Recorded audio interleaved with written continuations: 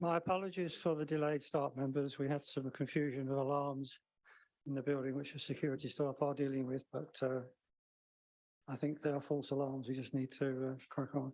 But we will catch up on the agenda, I can assure you.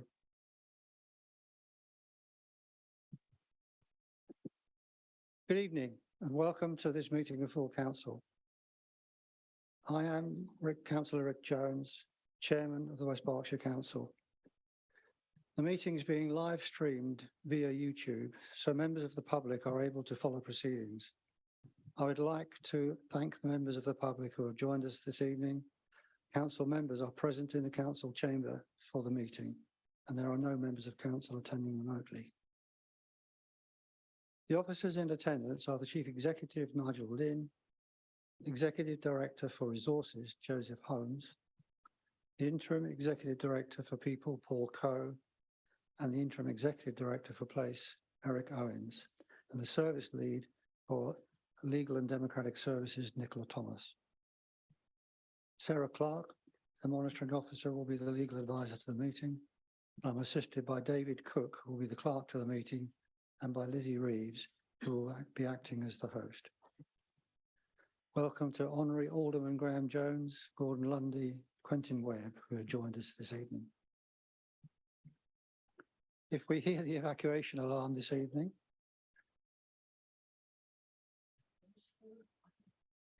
put your mic on, please.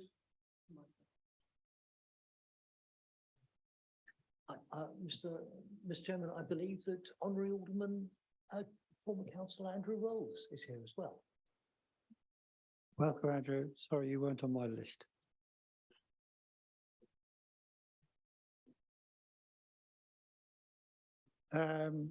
This is a bit ironic, but if we hear the evacuation alarm this evening, we must leave the building immediately, so long as it's actually a real alarm. So please proceed via the safe emergency exit route. And if the lockdown alarm sounds, we will remain seated and await instructions from officers. We'll adjourn the meeting until such time as it is safe to proceed. I will now ask the monitoring officer to outline how the meeting will be conducted.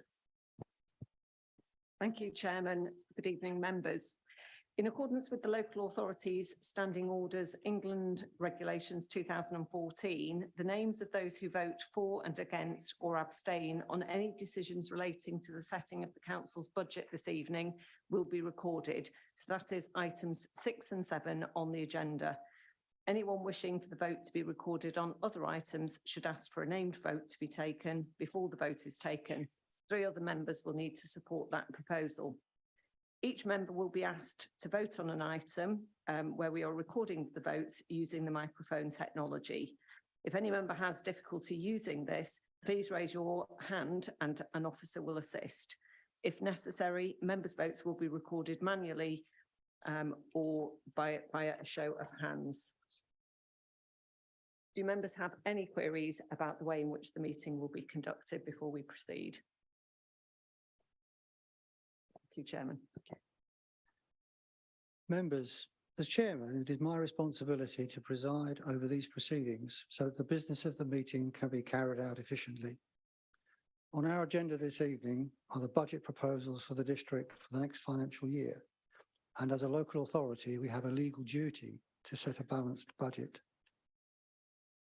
In order to assist with the effective and efficient consideration of all the business on the agenda, the leaders of the political groups have agreed to a timetable for the meeting and the approximate times for each item of the debate. We did this successfully last year, and this is the same agreement. I would also strongly request members to not waste time repeating points that have been made by other members, not to interrupt members during their speeches or raise frivolous points of order, and to speak for no more than 3 minutes when moving a motion, when not moving a motion or an amendment. Members, our residents expect us to conduct this most important of business tonight in both meetings with the seriousness and professionalism that these subjects all deserve. This will underpin all our council services to the public over the next year, and it is as vital to them as it is to us. I make no apology for labouring this point because I think this is the best represented by an orderly and respectful debate. We may not agree with each other, but we can and should respect each other's views. Thank you. Can we move to item 1, please? Apologies for absence. Thank you, Chairman. We have received apologies from councillors Graham Pask, Royce Longton and Gareth Hurley, and Honorary Aldermen and Women Keith Chopping and Anthony Stansfeld. I don't know if there are any further apologies to be given from the floor. Councillor Bowick. Thank you, Ms Clark. Chairman, Councillor Kant has asked me to let you know that he's going to be delayed and offers his apology for his lateness. Thank you. Thank you.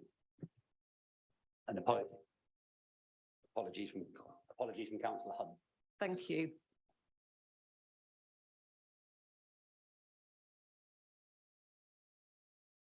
Thank you, members. Item 2, declarations of interest.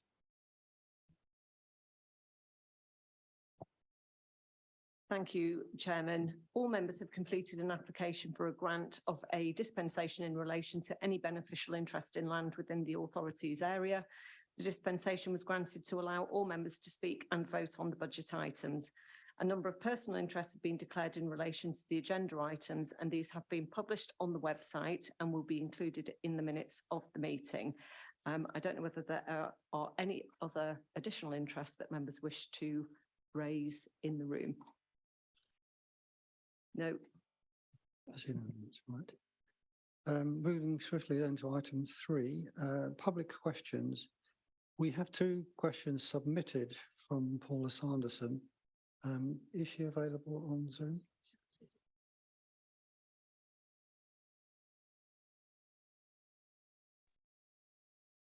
Can you let me know when she's? I'm here. Can you hear me?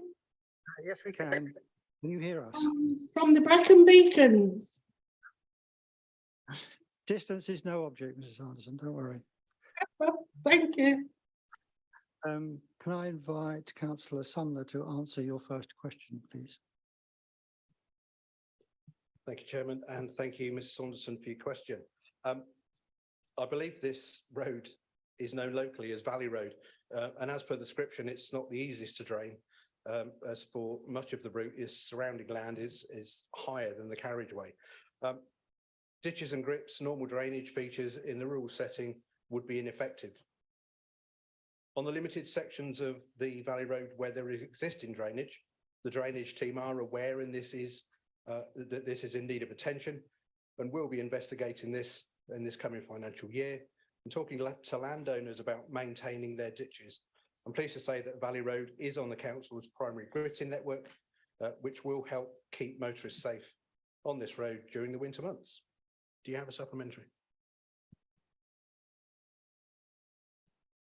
Do you have a supplementary question, Mrs. Anderson? She's on mute at the moment. Just asked her to unmute. You appear to be on mute.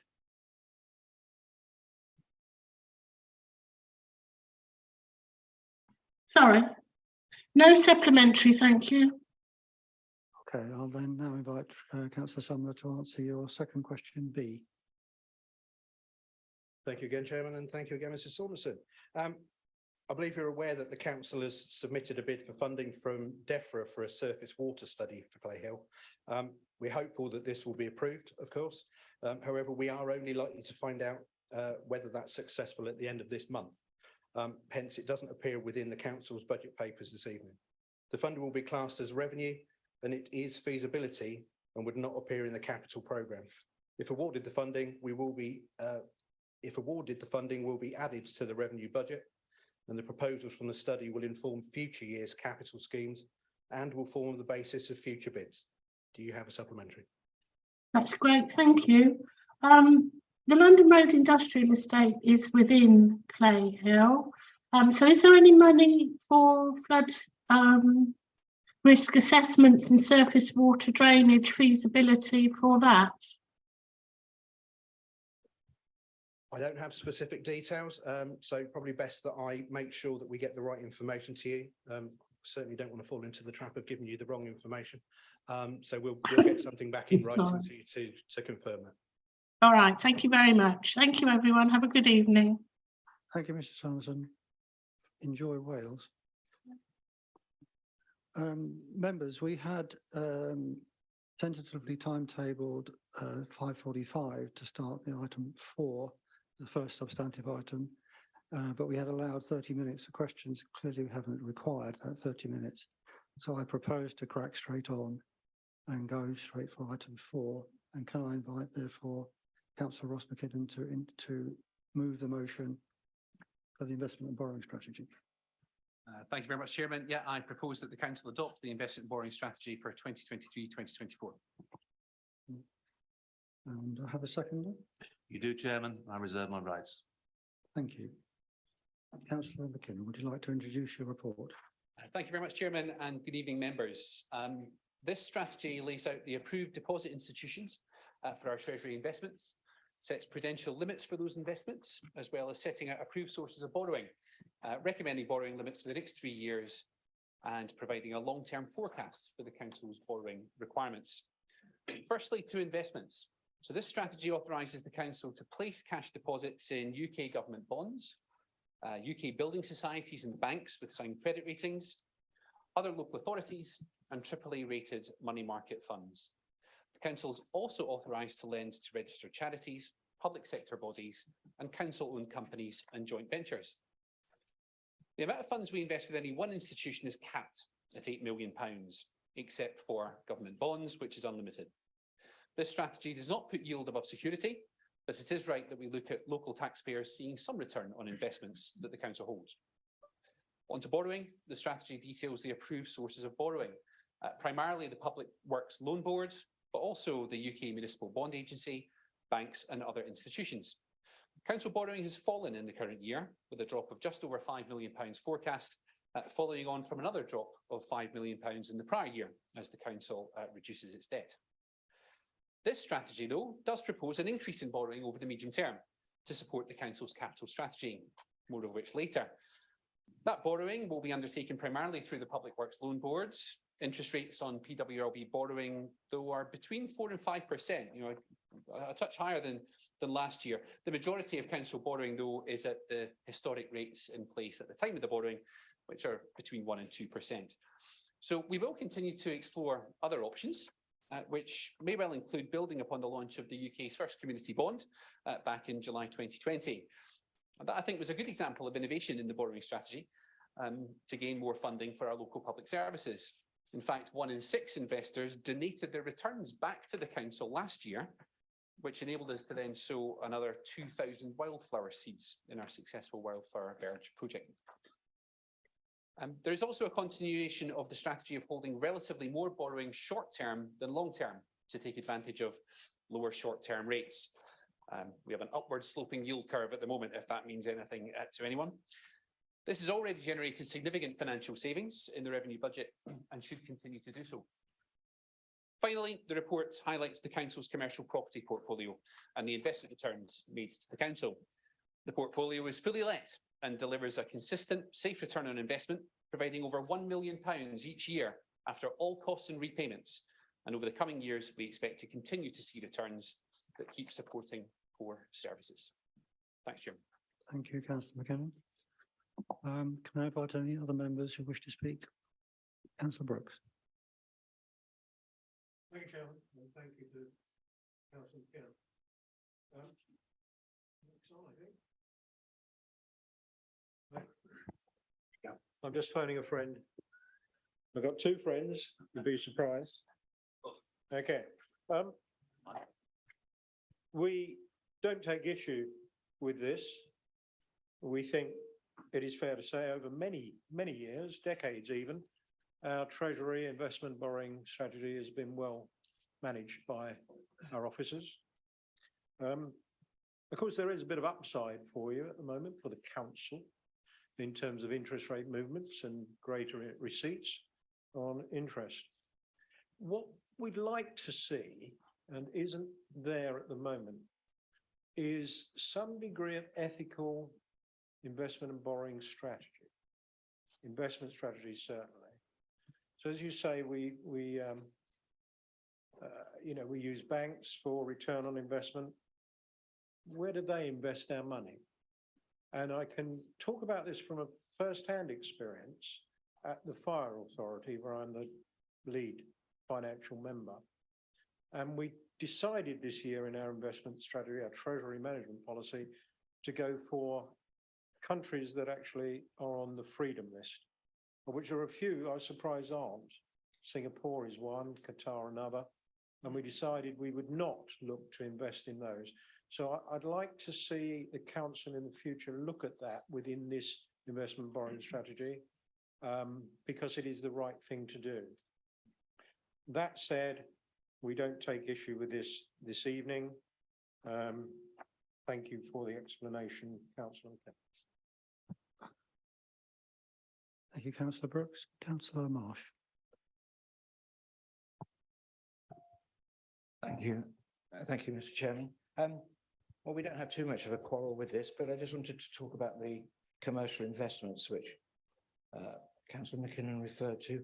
Now, we've made this point in previous years, and in fact, we made it before we were even on the council, but we don't feel that about £1 million is a great return on this series of investments. I mean, the actual return is about 3.5 million, but 2.5 of that nearly goes in maintaining the properties and servicing them. So it's about £1 million, as Councillor McKinnon admitted.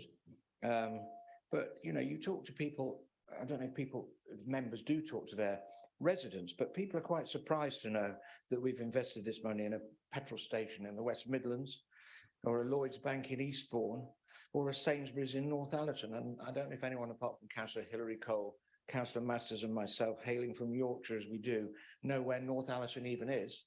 It's a very pleasant market town in the Vale of York, but that doesn't make it worth us owning the Sainsbury's there. And I think people would like to see the money invested in West Berkshire and bringing what you might call social value as well as financial return to West Berkshire. The money that Granger borrowed, that Granger paid the people who built those flats in Market Street was round about 60 million, which is round about what the council borrowed to buy all these supermarkets and garages. Now, just imagine had that money, for example, been invested by the local authority, by the council, in doing what they've done, we'd be having that income in perpetuity as well as housing our residents. And most people I feel in West Berkshire would prefer to have seen it used for something like that. And just, you know, have I had much? Sorry, I didn't hear that, Chair. Oh, somebody made it. I thought I'm hearing things. So we're just saying that given the opportunity, we would favour at a suitable time selling these properties and reinvesting the money locally in West Berkshire in, for example, social housing or other projects that would directly benefit the people of West Berkshire, not bring in a relatively modest return while benefiting the shoppers of Eastbourne or Northallerton. And that's really our problem with this. It's on Appendix F, page 36. People want to have a look, but we've always opposed this policy and we don't see any reason to change that. Thank you, Mr. Chairman. Thank you, Councillor Marsh. Do any other members wish to speak to this item? Can I then turn to Councillor Wollaston, please?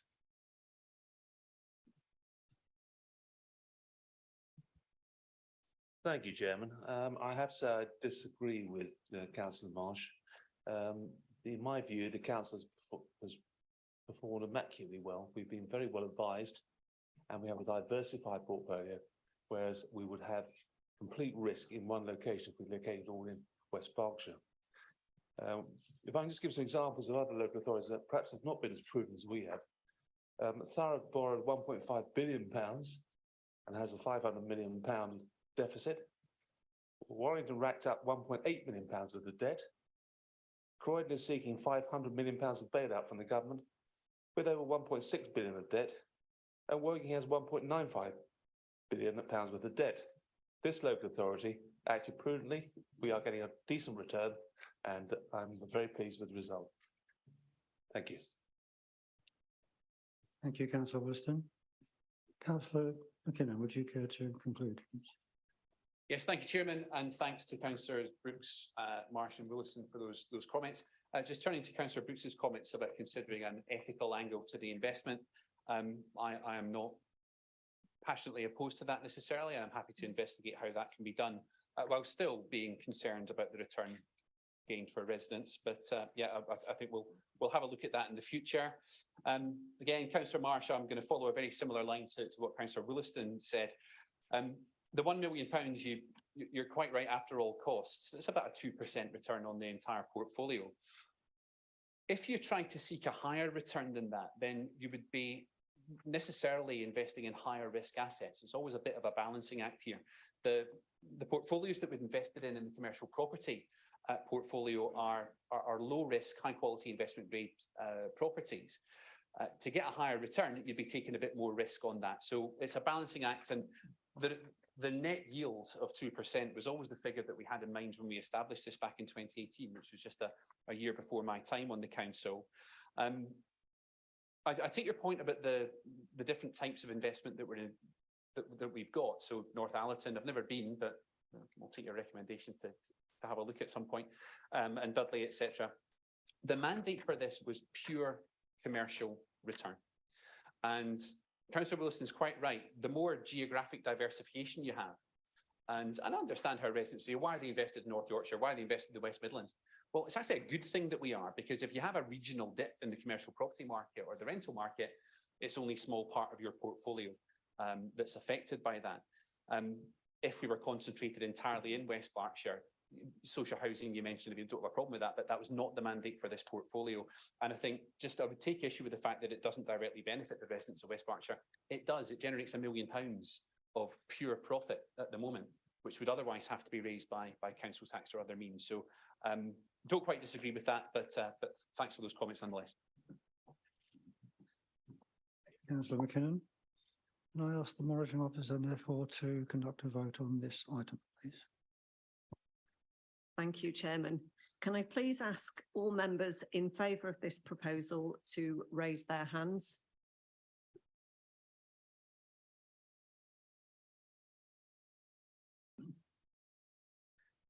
All members opposed? And any members abstaining? Thank you, Chairman. I can confirm that that proposal has been carried. Thank you very much. We'll now turn then to item 5 on the agenda, which is the medium-term financial strategy. And can I again invite Councillor Ross to formally move the recommendation on page 37 of the pack? Yes, Chairman, I propose that the Council approves the MTFS for 2023-24 to 2026-27. I'm happy to second that, Chairman. And you reserve? I'll reserve my rights, thanks. Councillor McKinnon, would you like to introduce your report? Thank you, Chairman, and hello again, everyone.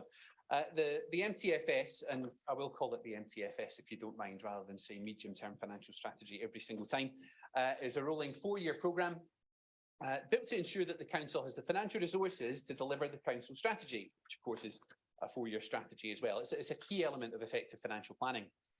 Now, like any 4-year forecast, it includes a number of assumptions and uncertainties around both income and expenditure.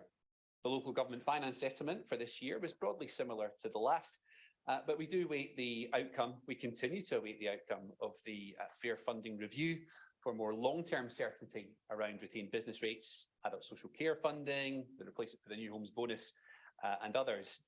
In terms of expenditure, assumptions need to be made about budget growth, pay inflation, demand increases, and investment in the Council strategy and others. So based on these projections, uncertain as they are, cumulatively, the Council will have to bridge a funding gap of around £6 million over the next 3 years following this budget. So not the year that the revenue budget is concerned about, but the 3 years after that. So those savings will have to be met by transformation, digitisation, and income generation. Now, this Council has a great track record in delivering required savings, and in recent years without any cuts to frontline services. Indeed, this year alone, £9.1 million of savings were achieved. Internally, we already have draft proposals for the vast majority of that 3-year funding gap. And of course, it could turn out to be the case that our assumptions are on the pessimistic side and the funding picture is a bit more rosy than anticipated. Such is the nature of medium-term financial forecasting. It is, though, important to conduct this exercise. If we didn't, and we simply looked at the revenue budget on its own year to year, we'd be budgeting hand to mouth. We'd be in a potentially precarious position if unexpected events were to occur. or required savings proved temporarily unachievable. We're of course still emerging from the unprecedented challenges of the pandemic, and of course the current dreadful events in Ukraine are now being felt in our own economy. It's only by doing a medium-term forecasting exercise that we can see the demands and challenges ahead and set our financial stall out accordingly to ensure that the council meets the needs of its residents. The MTFS is vital to our continuing success and delivery of the council strategy. The recently released Sit for Resilience Index shows that the council is well placed to face the future with sustainable reserves and healthy financial indicators. This demonstrates our overall good financial health. Thank you, Chairman. Thank you, Councillor McKinnon. Councillor Brooks. Thank you, Chairman. About 20 years ago, greater than, there wasn't an MTFS process, and council seemed to do all right on the 1 year to year basis. However, I don't take issue with setting an MTFS. I take issue with its accuracy. And if we had looked at last year's that we set, and we will be later on the revenue budget, it would be dramatically different to what we see now. And so when we set 4 years ahead, with all the imponderables we have, not only in the macro economy, but within government grants, within collection fund, all sorts of moving parts, probably many more moving parts than in a private sector business, which I've run over the years, and I've done 3-year forecasting, and I didn't have as many imponderables in those businesses as we have here. So I don't disagree with putting this down at all. But I think if we were to properly scrutinise our forecasting over those 4 years, the last 4 years, against the MTFS we set, we would see our inaccuracies, and guess what? We would be able to improve on them. We get better at forecasting, but we never seem to look backwards on the MTFS. All we do is look forwards, and that, I think, is a flaw with the way we do things here. So I'm not against an MTFS, but I'm rather for an accurate one. Now, as I say, when we get 2-3 years down the track, will we look at this and say how close we were and what did we get wrong? Because unless we do that, I think we're only doing half a job. And I say this year after year after year, and nothing changes or nothing is presented to us. Perhaps you know all that behind the scenes and you choose not to share it with us and the public. So, yeah, you've done an MTFS. We will see if it does a job of enabling the Section 151 officer to look at it on a 2 or 3 year basis and have confidence that we have forecast within a tolerance that makes sense. That's the prize. That's what we should be looking for. And that's what I don't think we're achieving. Thank you very much. Thank you, Councillor Brooks. Councillor Marsh.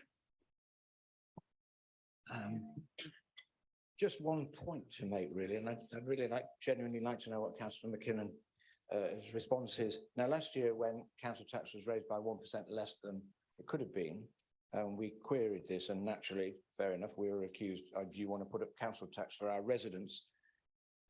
Which we didn't particularly, but we did wonder about it. And we find that, so we got that 1% less in the current financial year, and now we're using reserves to support the revenue budget. And I'm just wondering whether he has any, with hindsight, whether he has any regrets about that. So it might not have been better to actually have brought more income in the current financial year rather than have to resort to this policy now. Thank you, Chairman. Thank you, Councillor Marsh. Are there any other speakers who wish to? In which case, Councillor Lockerty. Thank you. Good evening, everybody. Sound financial stewardship of our council budget is something that this Conservative administration has successfully demonstrated to the residents of West Berkshire since 2005. Lovely to see our honorary alderman here. Councillor Jones very much instrumental in some of that stuff. So I'm really thankful for that, because it's enabled us to time and time again set a balanced budget. I disagree with Councillor Brooks's comments around looking back 20 years and doing it on an ad hoc year by year basis. And I wonder actually if we went to our honorary alderman, whether 20 years ago they would have predicted a global pandemic, whether 20 years ago they would have predicted a war in the Ukraine. We don't know what is going to happen in the future. We don't have a magic ball, but what we do have, and what has successfully helped us over many years now, is our financial planning framework, where we do look ahead for the next 4 years. We know there will be fluctuations, but it does enable us to plan our financial resources to be used in the most effective way. And for us Conservatives, the most effective way is to deliver the council strategy, which is exactly what we have done over the last 4 years. And if I look back, Councillor Jeff Brooks, I have confidence because I've been able to deliver my council strategy based on the 4-year framework that we put in place in 2019. So for me, we Conservatives know that sound financial planning must sit at the heart of good financial management. We are a council that looks ahead and manages our finances well, as the vision in this paper sets out, to ensure that the council has the financial resources available to work together to make West Berkshire an even greater place in which to live, work and learn. And therefore, I am very happy to second this paper before you this evening. Thank you, Councillor Doherty. I invite Councillor McKinnon to conclude the debate on this subject. Yes, thanks, Chairman, and thanks to all for those comments. You have made very similar comments, Councillor Brooks. I think you said year after year after year, and I think I give you the same reply year after year after year as well. The fact that a forecast is carried out and that the actual results do not tally exactly with the forecast, that doesn't mean the forecast was flawed necessarily. It doesn't, and you know that. It doesn't mean that we can't always refine our model and do it a little bit better, but it absolutely does not mean the forecast was wrong in quotation marks. It just the actual turned out to be different for loads of variables. You mentioned a few of them, both external and internal to the council, which are impossible to predict. If I could predict financial indicators and conditions 12 months in advance, I'd be a very rich man. So I would take issue with the fact we don't monitor it. Executive, every quarter, we look at the revenue budget for this year, which of course is the first year of the MTFS, and you give me a good grilling, as do some of your colleagues, about why it's close or why it isn't. There's a very careful monitoring process every single year of the revenue budget. And I think that's the reply I've given to you in response to that in the past as well. Councillor Marsh's question about whether I have any regrets about the council tax decision last year. I don't think I can regret keeping cash in residents' pockets whenever we can, particularly in the cost of living crisis that so many of our residents are grappling with at the moment. And he's quite right that we've used reserves to support this year's budget. But we were able to do so because of the healthy level of reserves that this council had built up over the years. And that's partly because of these MTFS exercises that we do. In a way, that's what's supposed to happen. This year's budget has been the most challenging budget we've had to set for many years. The reserves are there to act as a stabiliser, to allow us to cope with years like this. And I'm happy to say, looking at the MTFS, the economic environment for next year and the year after that appears to be a lot more benign. But of course, we can never predict the future perfectly. Thanks, Chairman. Thank you, Councillor McKinnon. If there are no other speakers, I will turn to the monitoring officer for a vote, please. Thank you, Chairman. Can I please ask now that all members in favour of that proposal raise their hands?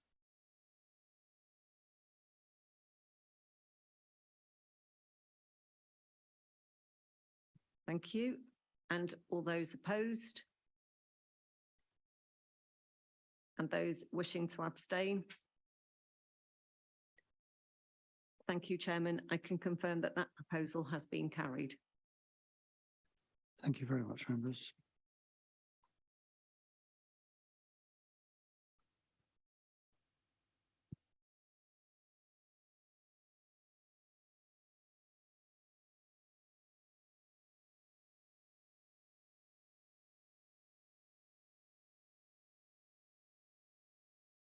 Just a slight pause, members, while we make sure that we're ready for the next item, as we are somewhat ahead of schedule, which I'm pleased to report.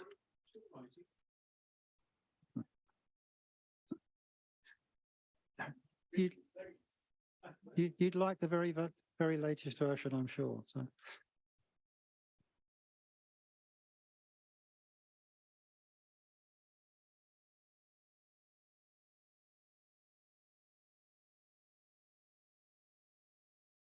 need.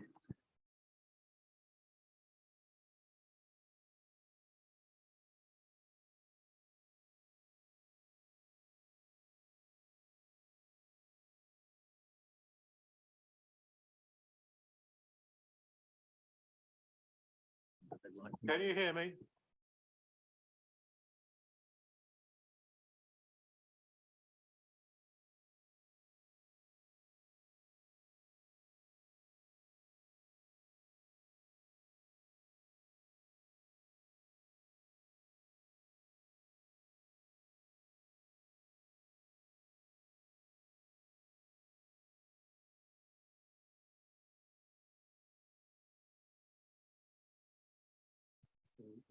Thank you for being patient, members. We are now ready.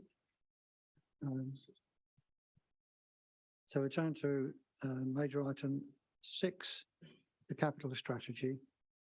And can I again invite Councillor Ross McKinnon to move the recommendations, please? Yeah, I'll keep this one short, Chairman. I propose the recommendations in the report. And can I have a seconder for the Councillor Bowick? Thank you. Right. Councillor McKinnon, you have 10 minutes to introduce your report. Is that a limit, not a target, Mr. Chairman? Exactly. Good. Okay, thanks, members. I'm absolutely delighted to propose our new 10-year capital strategy. Specifically, that the capital strategy, minimum revenue provision policy, flexible use of capital receipts policy, and the proposed use of SIL bids for inclusion in the capital programme be approved. This administration proposes an investment in infrastructure over the next 10 years of £393 million, investing to make sure that West Berkshire remains a great place to live, work and learn. £207 million of that programme will be externally funded.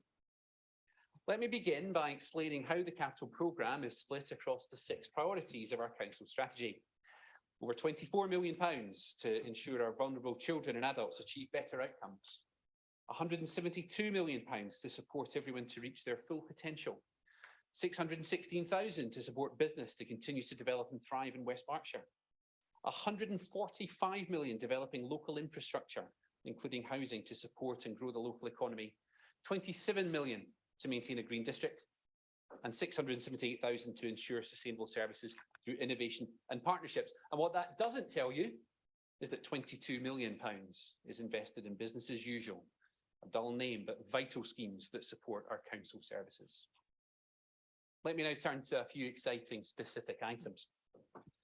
Education facilities across the district will benefit from £165 million of investment, extending and refurbishing schools, helping our pupils in improved learning environments.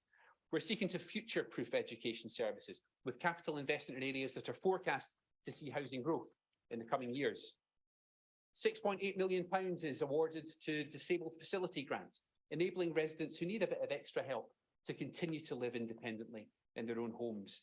That's on top of £4.8 million on occupational health equipment, aids and adaptations. There will be high levels of investment in highways infrastructure, including £6.9 million on new active travel schemes and £70,000 in enhanced disabled access to our countryside. There's also £3 million in land drainage works. We're going to be looking to complete the excellent work on the Thatcham Surface Water Management Plan over the next couple of years. And we'll be looking at investment in other flood risk areas like Hampstead Norreys and Clay Hill, whilst working with the Environment Agency on critical schemes like the Great Shefford Flood Alleviation Scheme. We're also delighted to set aside funding for key leisure facilities. £3 million to complete the refurbishment of the Newbury Lido to keep it open for longer during the coming years. And of course, the outstanding new sports hub at Monk's Lane, which will provide a fantastic new 3G pitch for thousands of young and old people across West Berkshire to play rugby and football on a state-of-the-art facility. Despite the best efforts of the blockers and the Liberal Democrat benches across, you've heard the chuntering already, who want to deprive residents of a great new facility and prevent at the same time the creation of hundreds of high-quality jobs on the London Road industrial estate, just so they can put daft slogans on their leaflets next to their dodgy bar charts. We work in partnership too, enhancing our core infrastructure from care facilities, Field train station with the support of the local economic partnership, local enterprise partnership and Network Rail, as well as working with Sovereign on our joint venture partnership on building new properties to deliver housing for residents. I've also been personally delighted to see the progress of community infrastructure through our innovative sale bidding fund. This is the third running of our scheme to top slice 500k of sale to invest directly in smaller scale but crucial local schemes. And we're seeing a direct deployment of that strategy to help communities at a really local level. It's a pleasure to be able to support Burfield Common with £100,000 for a new skate park, £75,000 for a new mugga, it's a multi-use games area, an outdoor gym in Tilehurst, £50,000 for the creation of a wheeled sports project in Hungerford, village hall improvements in Shawcombe, Dunnington and Salthampstead and Uxton Nervett. Across the district, these community schemes are benefiting directly from our investment. This programme doesn't just maintain essential services, but invests in new schemes across all of our council strategy priorities. Of course, the capital programme must be sustainable and affordable. There's an increased forecast over the medium term in council borrowing, but some of those enhancements will reduce service costs or provide funds back to the council through income or greater efficiency. The council could always take the option not to invest. With so much pressure on our finances, this always remains an option.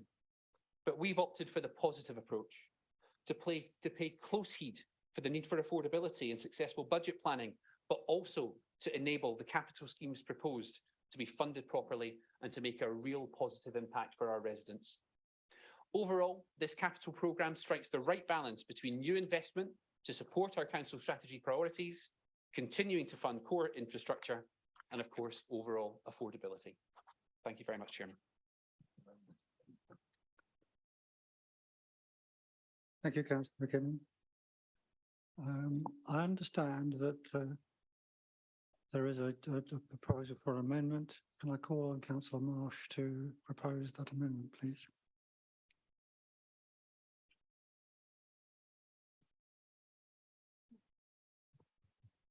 So, okay, so it's slightly changed from what you've seen in the papers.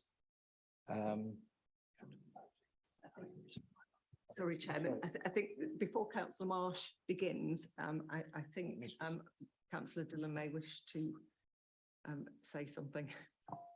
Yeah, sorry, just on advice or following advice from officers, I declare a pecuniary interest in this item because the JV is an investment vehicle into the organisation that I work for.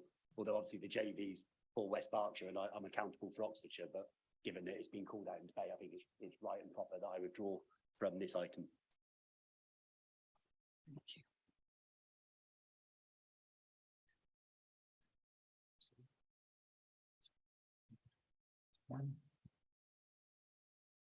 Thank you, Councillor Dillon.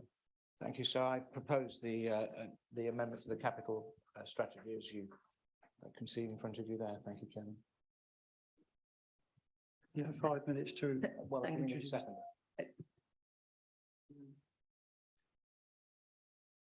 Can I ask Councillor Marsh to confirm that he is moving the amendment as that has been circulated, subject to the changes that are now displayed on the screen, and then if we can invite a seconder to confirm that that is seconded before we move into the introduction. Thank you. That's absolutely right. Thank you very much, Monitoring Officer. That's the position. Thank you. I propose that motion. Amendment, right? Councillor Masters, are you seconding? Can you switch your mic on? I second this motion, this amendment, and reserve my rights, Chairman. Thank you. Councillor Marsh. Thank you very much. Well, there's lots of things that we like in the capital budget and lots of things we don't, or some things we don't. We'll talk about that later when we talk about the substantive motion. But we put forward our amendments as we have done in previous years to this budget, which are fully funded. The reason for the discrepancy between the 172 and the 122 that you can see there is because the Section 151 officer, who I must praise for being very helpful throughout this entire process of drafting and submitting these motions, has found ways of funding those particular aspects of the amendment differently, and we're quite happy with that. And we'll even leave you £50,000 for the LRIE as well. But before I come on to how we would fund this, let me just say briefly about the items on it. The food bank, we are members who visit the food bank and talk to the person who runs it. And before we submitted this, we asked them what would be the thing that would make the most difference. Now, last year, as you know, we put forward a lump sum figure for revenue, which was not accepted by the council. I think it's a great shame, would have been of great benefit to people in the intervening 12 months. But this time, what they said would make the single most difference. They cannot rely on volunteers to do all the running about and delivering stuff.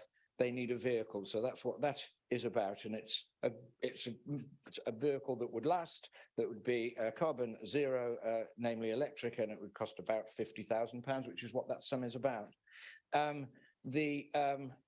The wildflower verges and the urban trees, I'll deal with that next. These are the items where the Section 151 officer has come up with money that wouldn't come out of what we had earmarked for this, namely doubling the amount for wildflower verges. I'm sure we all agree as members, this is the most popular thing the council has ever done. The wildflower verges and the wildflower roundabouts, everyone loves them. And I'm sure we've all got numerous people in our wards who are asking for them. I could take you now to 6 sites in Newbury Wash Common where they would love to have wildflowers. And hopefully, if this is passed, that will be 50,000 instead of 25,000 in the budget for that. Urban trees, I don't know why, mysteriously, there's nothing in the budget. It actually says £0 in the budget as presented. We're asking for 25,000 for that. Urban trees are so important, and it's a difficult thing for the countryside department to do, because so many of these sites have got stuff underneath, pipes, electronic devices, cables, etc. So it's a real job of work. And when they find a site, we need to get trees on them, and we don't want to delay it by another year because there's no money in the budget for it. Newbury Town Centre, what we're proposing there is, we think the Newbury vision that was produced by the Hemingway consultants was really good. So sometimes we like consultants, sometimes. The consultants did a really good job on that. The counter, in our view, has been somewhat dilatory by not doing anything for more than a year with that report. I know work may be taking place at the wharf, but we don't think there's enough in there. We don't think there's enough in subsequent years either, when it goes down to 0. So we wanted to earmark more for that. And then finally, on the watermill, it's all very well everyone getting upset about the watermill losing the money from Arts Council England, as we did last December.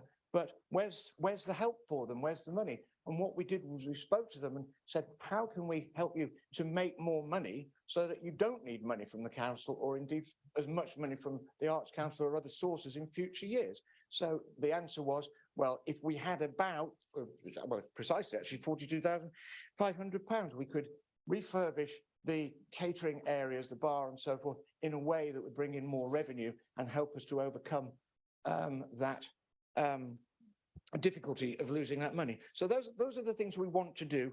Where would the money come from? Well, you've seen 50,000 of it now is available, as it were, or has been carefully found by the Section 151 officer. We're completely relaxed about that. We're pleased to get those projects through. On the LRIE part, well, look, this is what we feel. Each year, this item appears. 2021, it was an in-year one-off budget of £45,000, and then as well a revenue budget of £100,000 for consultants. Thank you, Chair, for consultative support. The next year's budget, 98,000 project support for LRIE development, and a similar sum for officers to, quote, support the project. The current year's budget included within the strategy is 2.2 million of projects, quote, currently at the feasibility stage, inclusive in 868,000 of funding for the LRA development. And our question is, what has any of this led to? There's no sign of any progress whatsoever. And we're not actually saying don't do anything with the LRA. Of course we're not. What we're saying is stop spending millions of pounds, if you add all that lot up, on consultants to come up with yet more reports that never lead to anything. But we hope that you will support our amendments, because we think they'll be of real benefit to the people of West Berkshire. Thank you very much, Mr. Chairman. Thank you. Does anyone wish to speak to this amendment? Councillor Vickers. Just a quick riposte, Chairman. We also, as Councillor Marsh has said, we're not against redeveloping the LRIE, and I'm uncomfortable about scrapping the consultancy work that is needed, but we will make sure that progress is made. There's been, goodness knows, 15 years with no progress on the LRIE. We want it redeveloped. We may have a different vision, but we wouldn't want to see the consultancy fees lost from next year because we want to get on with it when we take control. Thank you. Councillor Doherty. Thank you. While I think a lot of the amendments that you've put in are very commendable, the problem that I have with them is scrapping the LRE consultancy because actually we are moving ahead with that and there has been lots of work going on. And for me, the number one priority for us with the LRE is jobs. So it's about job creation for people to stay locally and not have to move out of the area. I hear a lot of talk, particularly around things like the Newbury Town Centre Master Plan, around Newbury becoming a dormitory town. It will become a dormitory town if we don't provide employment opportunities here in West Berkshire. And that is dedicated employment land for exactly that reason. So while there are many commendable recommendations within that set of amendments, I won't be able to support them because of that particular element. And I think where you've looked at alternative sources of funding, that's a different discussion. But I certainly won't be able to support the ones where it would involve using LRE funding. Thank you, Councillor Doherty. Are there any other contributions to this amendment debate?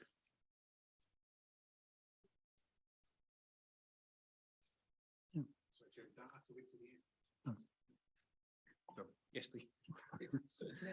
Thanks. Sorry, I think if we're moving to the close of debate, it's the seconder first, followed by Councillor Marsh as the proposer of the amendment, and then it's the mover of the original motion who speaks at the end. Thank you for correcting me. Councillor Masters. Thank you, Chairman. I'm here to second the amendments as so eloquently spoken by my colleague, Councillor Marsh. There's been a lot of to-in and fro-in in this chamber over previous meetings, previous years about the LRIE. And it's clear that, there is some leeway within the consultancy budget, and so that's why we've approached it from that angle. With regards to specifics, I think as Councillor Marsh has said, the tree planting and the wild verges are extremely popular projects, and although they're quite modest in financial terms, they do have a very positive impact on the. Are you okay, Councillor Stewart? That's okay. We'll let you know.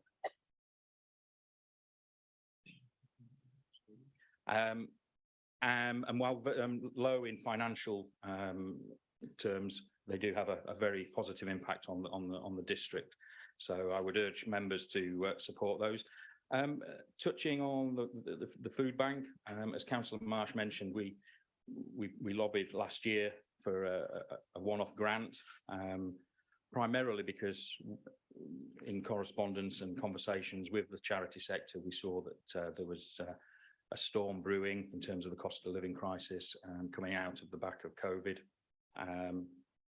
And we wanted to get ahead of that. It didn't happen, and that's politics. But, moving forward now, we've had a reasonably mild winter, but the storm is still there. And talking to the charity sectors, members of the charity sector, we need to be providing something moving forward for the next couple of years, at the very least, until we're through the very worst of the financial crisis that our residents are dealing with. And indeed, many of us in this room may well be dealing with similar challenges. Touching finally, Chairman, on the watermill. I know we did a motion that we all supported, and it was unanimous in this chamber about the Arts Council's decision not to fund. And I know that there's lots of campaigns going on, both online and in person. Indeed, our own MP is lobbying quite hard and spoken at select committees in Westminster and on the political debating shows on television, etc. And it's probably, and I do have conversations with Laura here and there myself, and she's trying to secure that funding. Now, that funding may well come as a result of her lobbying, but I would urge the councillors that if we were to play a small part in that, at the very worst, if Laura was to come up with the funds by other means, we would merely be underwriting 30 seconds. some of the. Thank you, Chairman. We would be merely underwriting some of that lost money as it was found by our local MP. So I would urge members across this chamber to support these amendments. And I believe that we're going to be calling for a couple of votes split, which Councillor Marsh will probably allude to in more detail. Thank you, Chairman. Thank you, Council. Thank you, Councillor Masters. Councillor McKinnon. Sorry, no, it's Councillor Marsh again. By the time I finish, I'll get it right. Oh, right. Well, yeah, I was looking forward to hearing Councillor McKinnon contribution. I don't really have anything to add except to speed things up and as a sort of point of order, Mr. Chairman, it seems to me it might be worth voting separately on these items. We'd like to vote on them, each one of them individually. If that's not acceptable, we'd clearly, there's a difference between where the funding would come from for one pair of proposals and the others. So if we could at least, it's up to you, Chair, obviously, your meeting, but we'd like to have separate votes to enable people, as we've always argued ever since we've been on this council, that this should not be a block thing where everyone votes for their party amendments and everyone else opposes it and nothing is ever done. So we would like to see these voted for separately if possible, or at least in two groups, with the LRE funded ones and then the SIL and the next year's budget one. I'll be happy to vote them into groups. Thank you very much. McKinnon. Yeah, thank you, Chairman, and thanks, Councillor Marsh, for your amendment. Looking at the individual items there that the Green Group and Councillor Marsh have proposed, there's a lot there that we have sympathy with, to be perfectly honest. Looking at the watermill, I think everyone who's ever been to that theatre really enjoys it and loves it. I've yet to go to see a show there, right enough, but I have enjoyed a few social events at the watermill, which have gone down very nicely indeed. Councillor Masters is quite right. There is a lot of work going on behind the scenes, certainly led by the MP for Newbury, Laura Farris, to try to get the Arts Council to reverse their decision. And I very much hope that she's successful in that. She's really leading the charge quite admirably. I take a slightly different view to Councillor Masters that I don't think we should be putting it in the capital programme until we know what the outcome of that is. But in terms of the principle of that amendment, I'm right behind, as I am with the food bank, as I am with Newbury Town Centre. I would say, Councillor Marsh, it is a vision that's been produced by West Berkshire Council. I'm going to blow our own trumpet. It was us that selected Hemingway to produce it for us. So we're going to take a little bit of ownership of that. And I'm almost certain that there's going to be funding available. If there's more quick wins in the next year than we think there are going to be, I've got a pretty good idea that those will be funded and we won't need to put it in here. But absolutely, even if we say we're kind of sympathetic to quite a lot of those items on the credit side, the debit side, scrapping the LRIE consultancy, as the leader just said, makes that a no-go, certainly from my point of view. But I do note with great interest that you've actually suggested an alternative funding stream for the 25,000 for wildflower verges and for urban trees. Now, we on this side of the chamber, we love wildflower verges. Councillor Marsh said that it was one of the most popular things that the council's ever done. And I would very much pay tribute to a good friend of mine, former Councillor Jeanette Clifford, whose baby this was. And I think it's got support from all over the chamber. So, I'm right behind that, really, personally. And in terms of the 25,000 for urban trees, Councillor Marsh is quite right. I don't really see a problem in bringing forward from future years some budget for this year. The cell funding suggested for the wildflower verges, that's not going to, as the 151 opinion is, it's a neutral impact. So I certainly can't speak for my colleagues, but given that you've asked for a split vote on those, I think you might find some favour on these benches for the amendments that are not funded by LRIE, but the 50,000 for the wildflowers and urban trees. So I look forward to seeing the results of the vote. Thank you, Councillor McKinnon. I'll now turn to our auditing officer to conduct two votes for the amendments in two groups. Can we first vote on the wildflower verges and the urban trees and come back to that? Okay, thank you. So I think, so members are all clear. We are going to vote, the first vote that will be conducted will be in relation to the proposals for the £25,000 for wildflower verges and £25,000 for urban trees. So members will be asked to vote using their microphones, either for, against, or abstaining in relation to those two proposed amendments. Which one are you putting first? It's the wildflower verges and the urban trees. And why have we got to do it here? Because it's a named vote and it was agreed that we would be using the microphone technology. This is part of the capital strategy, which is always a named vote. Councillor Brooks. Say my name. This should be quicker if it works. Right, what are we voting on? So we are voting, the members are being asked to vote in favour or against or abstaining in relation to the investment in wildflower verges and urban trees.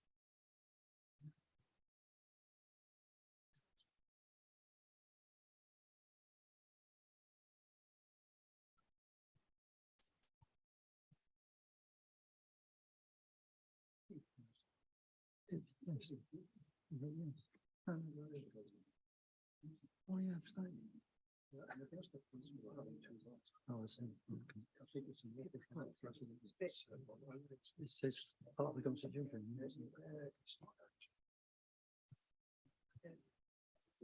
I know. This is quicker. Theoretically, yes.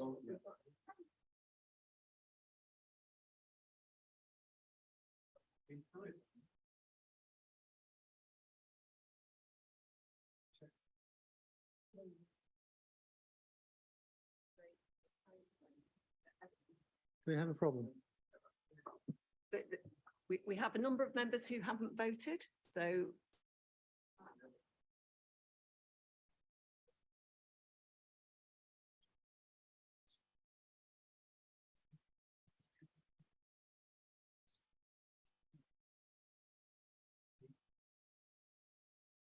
No, that's appreciated.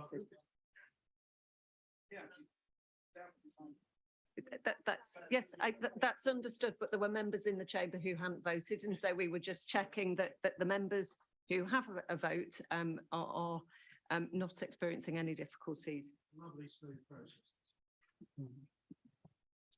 Let's be supportive, Councillor Brooks, and try and make it work rather than just complain about it. All right? Thank you, Chairman.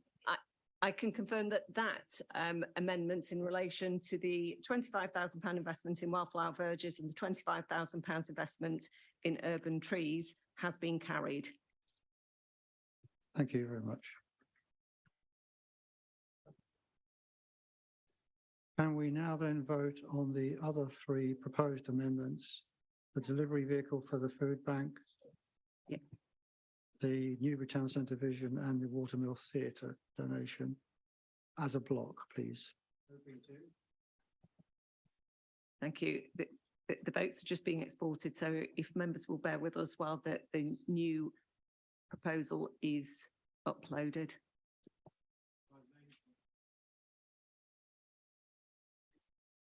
But there have to be 40 of us, Councillor Brooks.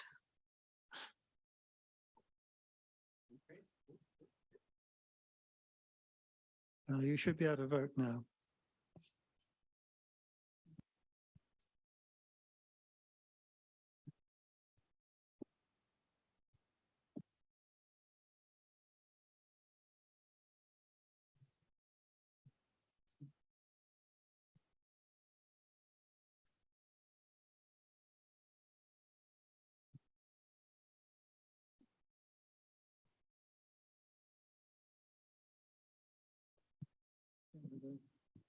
Thank you, Chairman. I can confirm that those proposed amendments have been rejected.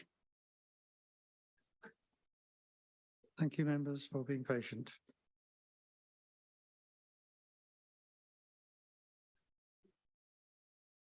So can we now move back to the debate on the substantive motion, which is the capital strategy As amended. as amended by the recent vote? Does anyone wish to speak on this subject? Councillor Brooks. Thank you, Chairman. Having thrown my leader out, I'm going to have to step into the breach, dear friends. Apart from the vanity project at Monk's Lane that you are so determined to blast through, and let's be clear, we're quite happy with the idea of an artificial pitch up there. It's all the rest of it that we don't like. You know, we're always going to be supportive of capital investment. And there's a lot of projects in here that obviously we'd be keen on. But Councillor Abbs has got some anxieties about them. He'll mention them in a moment. But you know, you herald this, it's a bit Gordon Brown-esque, this is. You tell people we're going to spend £393.7 million in the next 10 years. Isn't it wonderful?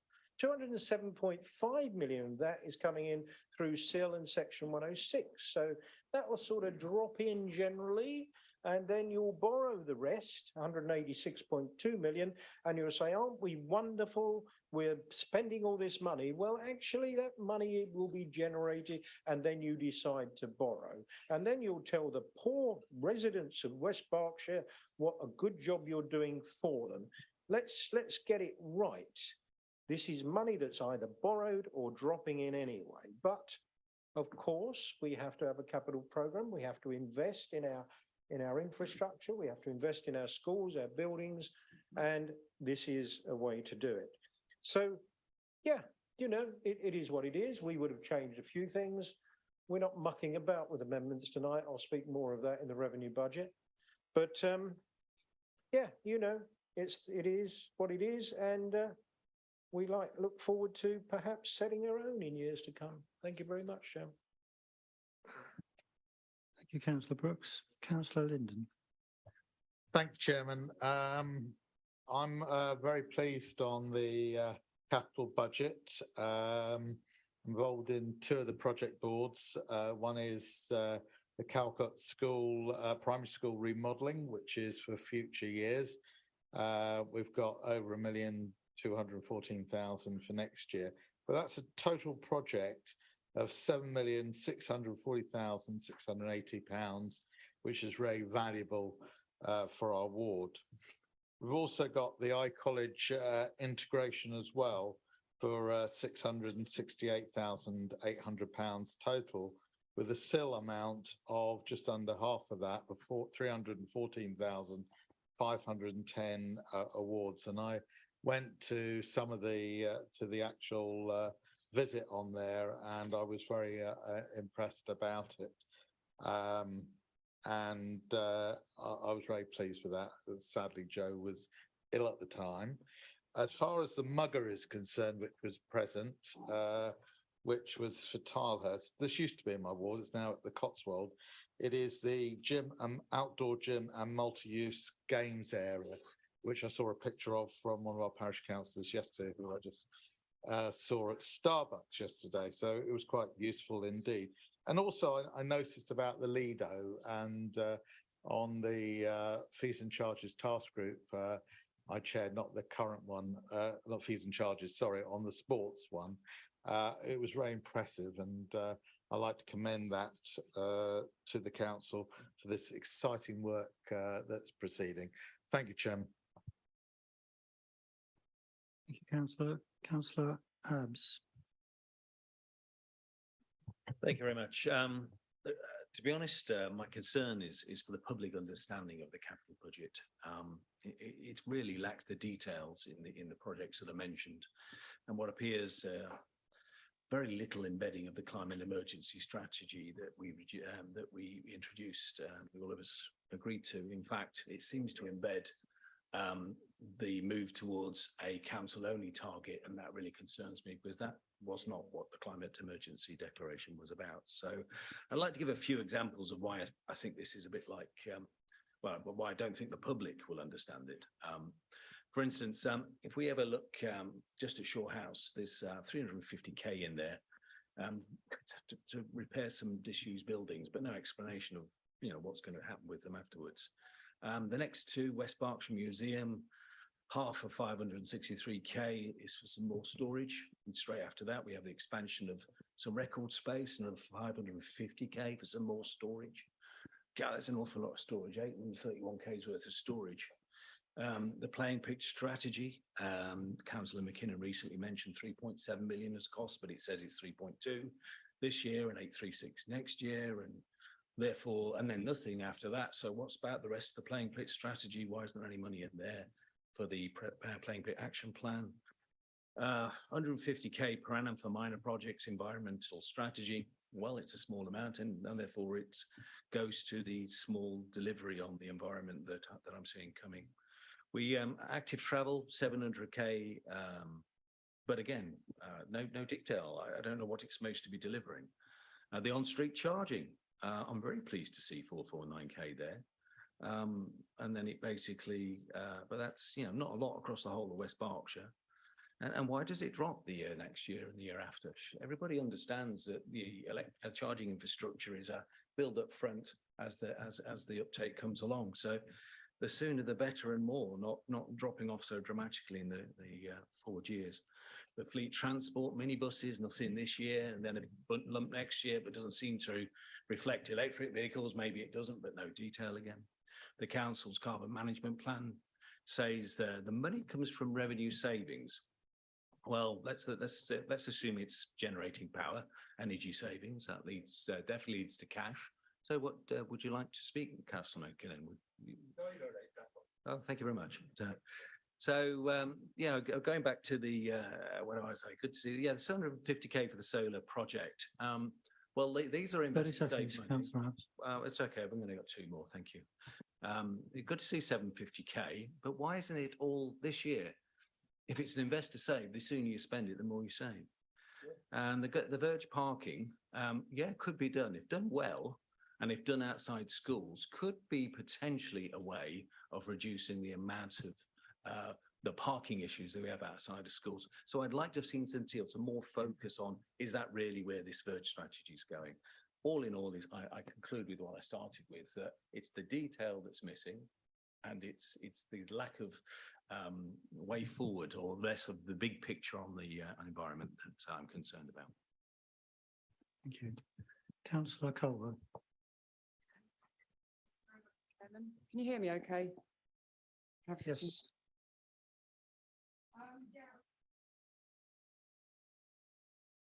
Sorry, Councillor Culver, the microphone's not picking up, so if you bear with us one moment.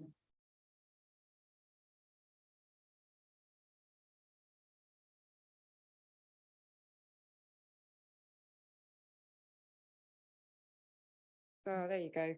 It's like kicking the server on a computer, isn't it?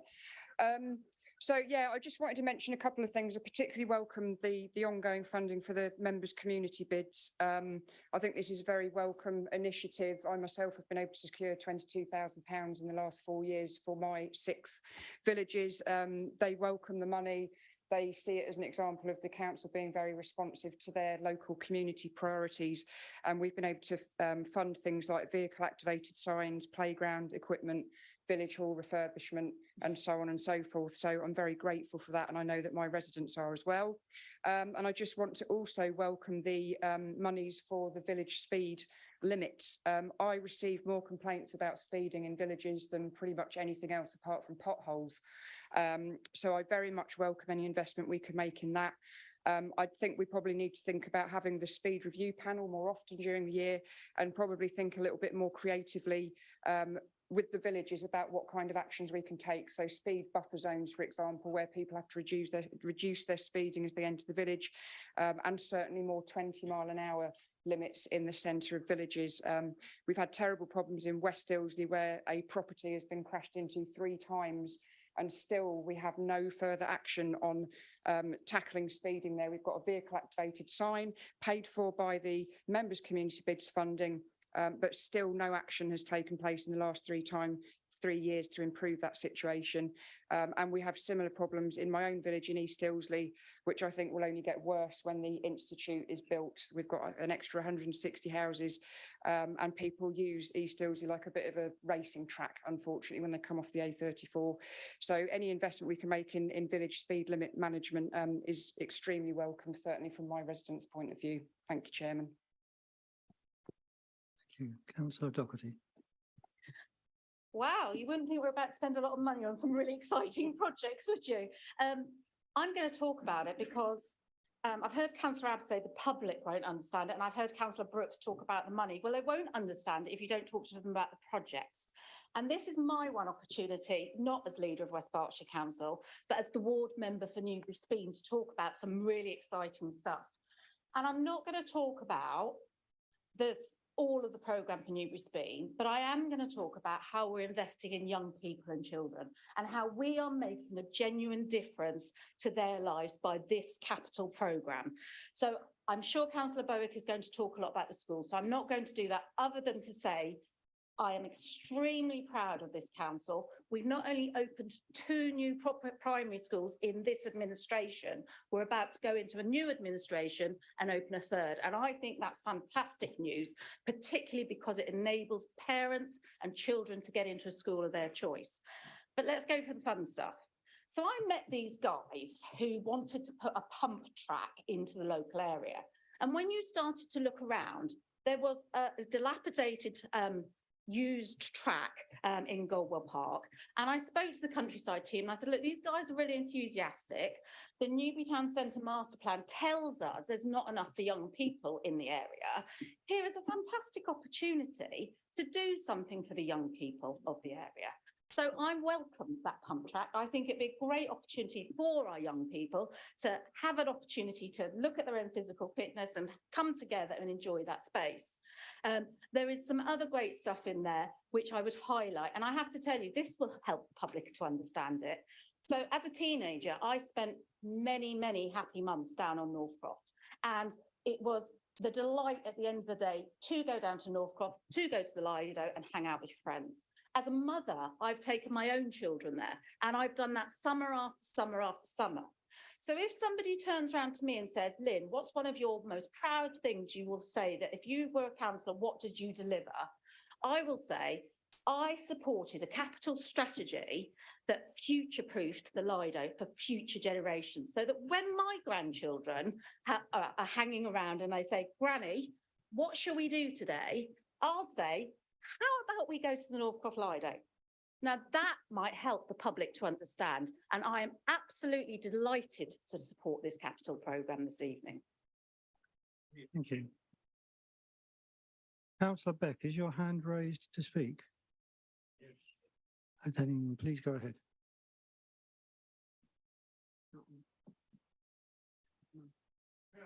Your microphone needs to be switched on, Jeff.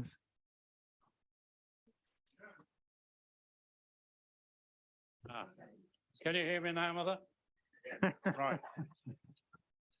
Chairman, Alderman, councillors, ladies and gentlemen, I welcome this budget from a point of view as being a Clay Hill representative of the local residents. The proposed work to be carried out around the area of the Robin Hood and the stretch of the A4 leading up to Faraday Road Junction, that in here we have money to carry out modelling and design and then to carry out the work. That will give tremendous benefit to literally thousands of people who use this area every day of the week. It will be of great benefit to motorists, lorry drivers, cyclists, and in particular pedestrians, because God forbid there haven't been too many accidents there, but we do see people risking their lives on a regular basis in that area because there is insufficient sort of protection for them to cross certain sections of the road. There is also money in here for the upgrading of the Birchwood care home together with the Willows. If you were in either of those homes when this work has been carried out, I'm sure you'll thank the council for doing that work. The visitors will thank it, and in particular, it will be of benefit to the staff who do a tremendous job in those two places on behalf of us all. Thank you. Thank you, Councillor Beck. Councillor Masters. Chairman, I think Councillor Marsh was ahead of me on, but Whichever you want to, I don't mind. Yeah. I spoke on the amendment. I haven't spoken in the debate on the substantive motion, and I would be very brief because you have heard quite a lot from me. Right. I don't need people to get carried away with this, but this new spirit of agreement and cooperation. But I agree with what Councillor Doherty said. I would just say that these are the projects you referred to are all party support. I don't think there's any councillor in this room who doesn't support the leader. I mean, we could all, and many will, talk about the things that we like that we've got in our ward. But I'm not going to claim the credit for getting £4 million for Falcon School. I'm glad they've got £4 million for a new classroom, but I would share that credit with Councillor Bowick and anyone else, other ward members, anyone else who supported that. And I just think it's important that we remember that. It's not, you know, this administration has delivered a new leader. Yes, it's true, but we support that as well. And we're all committed, we're all involved in that decision, which, well, we've certainly supported it as a group. Can I, in that spirit, can I, don't want to go over old ground, but I just wanted to thank members who supported our amendments. It's some time, I believe, I've not been on the council 4 years yet, but it's some time since that has happened. I just kind of, when I first was here and saw that there was so much confrontation and apparently no agreement on anything relating to how the council spends its money, it's just really good. Well, regardless of what happens in the rest of this meeting, regardless of what happens out on the streets of and villages of West Berkshire between now and May the 4th, it's really good to see people actually, admittedly on small items, but it's really good to see people coming together and saying, this is a good idea, let's vote for it. So thank you for that. One final point I wish to make, and Councillor Culver did allude to the bids, the members' bids, and also there's the SIL bids, which quite rightly Councillor McKinnon referred to and said was a good scheme, and it is. But I just think that we would request, and it's a small enough point, but whoever is running the council, whichever party or parties are running the council, I think it would be desirable to have more transparency about this process. Simply because I'm not saying there's anything wrong with the process, but we don't know who makes the decisions about where this money goes. We don't know about who makes the decisions about where the members' bids money goes, although we do have a good idea of who made that decision or decisions. And I just think that it would be desirable if that was seen to be transparent, because most of the processes of the council, when it comes to dishing out money or awarding grants and spending money, as with this process tonight, are transparent. That's all we would request to whoever is running the council after the elections. That's my bit. Thank you very much, Chair, for the moment. Thank you, Chair. Councillor Marino.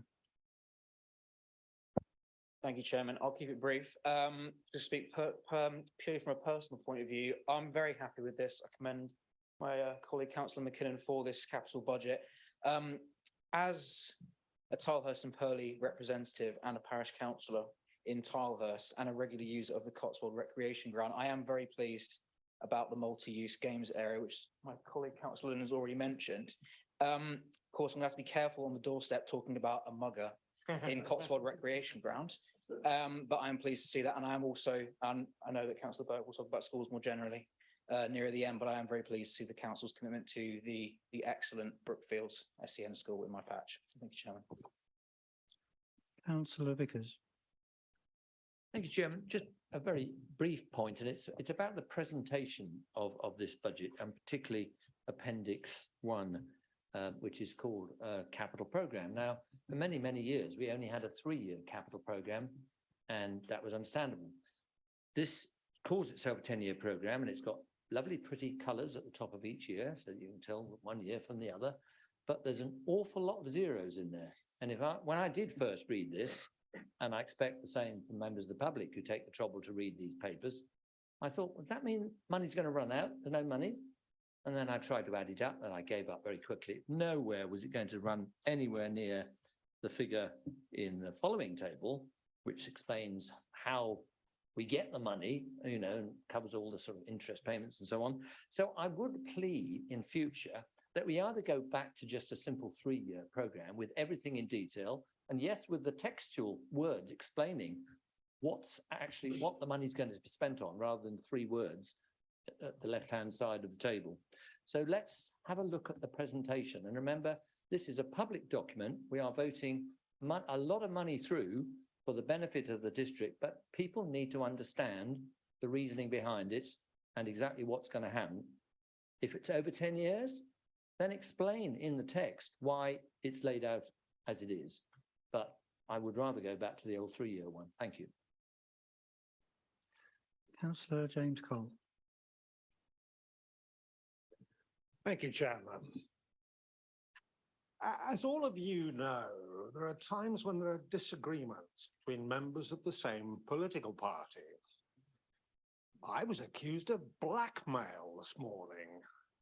I'd be very happy to refer my accuser to the legal definition of blackmail, which I have in front of me, should they so wish. I mention this only to show that no matter the strength of personal disagreements, I do think that this paper, indeed all 4 of the papers proposed by the administration, make sense at a time that's pretty difficult for this council. I will pick a couple of things. My ward, the No Trees project in Kimpbury, it was great to see that the management were able to persuade the council not to close No Trees, but rather to revamp it. And the Green Party is not the only party that does well out of Sill. We've done rather well out of the Sill bids in Hungerford and Kimpbury too. A non-ward one, the museum. Delighted to see some money for the museum. It is a personal interest. It's desperately in need of the damp being fixed. So, thank you, Chairman. I support what is being proposed here this evening. Thank you, Councillor Cole. Councillor Masters. Thank you, Chairman. I'm not going to add too much. Hearing about all the great projects that the council is providing across the different wards, including my own and my colleague, the leader, with the Lido. I'm very excited about that. I too brought my children to the Lido over a number of years. I am touching on what Councillor Habs had to say about the environment. Would we like to see more rapid transition across the district and the council in particular? Yes. Is it perfect? No. But rest assured, myself and the rest of the Green Group, hopefully in a more expansive number post 4th of May, will be pushing whatever administration is in charge or has the largest grouping on the council towards more ambitious environmental action and targets. Slightly divergent, Councillor McKinnon talked about the great project at Field Railway Station. Now, I remember when I left the Air Force, I was still living in married quarters in Burfield. Some of you will know the old American houses. And I used to commute into London when I had a life in the media. And that project at the Field Railway Station was going way back then. Can Councillor McKinnon assure me that it will be completed in his, if not my, lifetime? Thank you, Chairman. Councillor Sunman. Thank you, Chairman. I think it's fair to say that a few of us as portfolio holders are always grateful when it comes to looking at the capital budget every year, because it does tend to land in those few portfolios. And I've certainly expressed for a few years now how pleased I've been with the numbers that are in there to provide for all of the residents of West Berkshire and those that visit. Again, this year we see that we're investing heavily in our roads and keeping people moving and safe on our highways. We're investing additional 7 million over the next 3 years in carriageway resurfacing, and that will take our investment to almost 20 million on resurfacing in the next 3 years. Added to this, our extensive structures and street light replacement programs.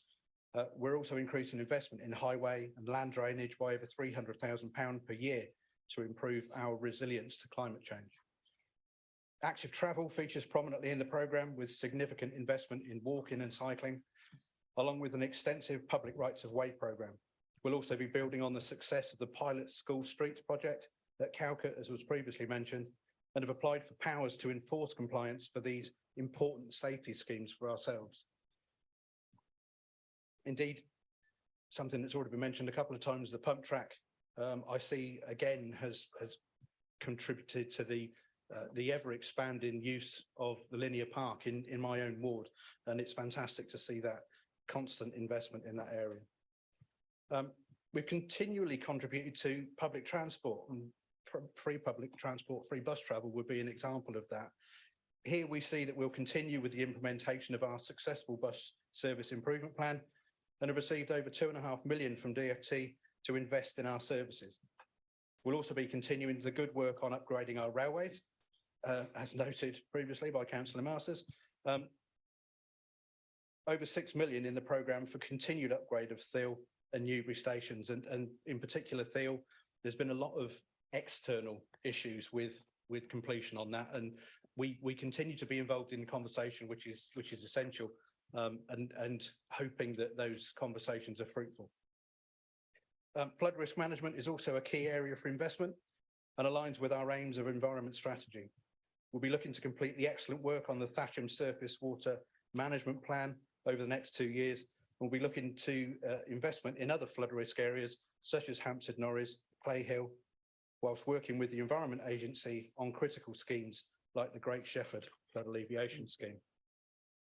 We'll also be investing in capacity improvements on our highway network, as included in the Robin Hood upgrade, as mentioned by Councillor Beck, whilst also progressing with a new local transport plan, which is out for consultation at the moment, and that will shape our transport investment for years to come. Chairman, members, this is once again an excellent capital budget, and I'm absolutely supportive of it. Thank you. Thank you. Councillor Cotton. Chairman. Thank you, Chairman. Can you switch your microphone on? Push it down. Okay, right, gotcha. Thank you. Okay, when Councillor Doherty actually announced the LIDA, I actually gave full support to it when it actually came up, so I do. But let's, and you do take credit for that, of course, but also other administrations, Liberal Democratic administrations, for example, did a total refurbishment of the Lido, and it's lasted nearly 30 years. I mean, this was mechanical, this was the filters, the pumps, the concrete, and things like that. So it's not just the Conservatives who do this. And at the same time, we also put a swimming pool in Hungerford, swimming pool in Thatcham and in Mortimer, and gymnasiums around the area. So to say that this is just a Conservative thing is not really fair. Point of order, Chairman. I never said it was just a Conservative thing. I didn't say that. I didn't say you said that. It's exactly what you just said. Okay, thank you for your correction. Right, okay, so that's the way we go. Fine, all I was trying to point out, this isn't just a Conservative thing that you have done. We have also done this. And it is a thing that the council does. Any responsible council does put investment into these features. And for example, I'll just take a point that you've quite rightly talked about, the flood alleviation scheme. Well, that was also contributed by the town councils, by Thatcham Town Council, and actually seeded the money there and gave a significant amount of money towards that in all cases. I'm equally glad because I actually waded through the flood waters to collect my daughters from school. So yes, I would surely welcome that, but it's not, again, just conservative thing. So thank you for that and your patience.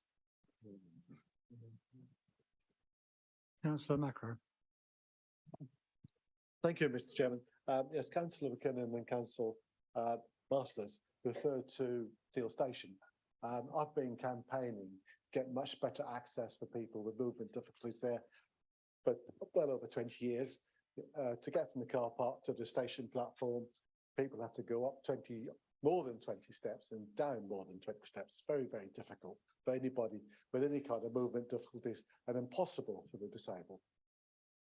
Work has started recently on that, but I think this is the third time that work has started. So I'm just keeping my fingers crossed it'll actually happen this time. It's very much needed. Please get on with it. The other thing, field-related thing in the capital budget is an feasibility and investigation for a noise barrier for the field bypass. I continue to get complaints from residents about noise from the bypass, which has increased significantly in recent years because of the number of HGVs, particularly at night, emanating largely from the warehouses in the Thatcham area. It's got much worse. But that was only £15,000, but it's been in the budget for the last 2 or 3 years. Can we please get on with it and do it, please? Thank you. Councillor Law. Thank you, Chairman. May I remain seated, standing up here? I'm sort of lording it over everyone. I'm sure they're used to that. And so am I. You can stay seated. Thank you very much. I'm not, Chairman, I'm not going to comment on individual investments. I'd just like to comment on the thing in general, and particularly comments made by 3 councillors, Councillor Marsh, Councillor Vickers and Councillor Brooks.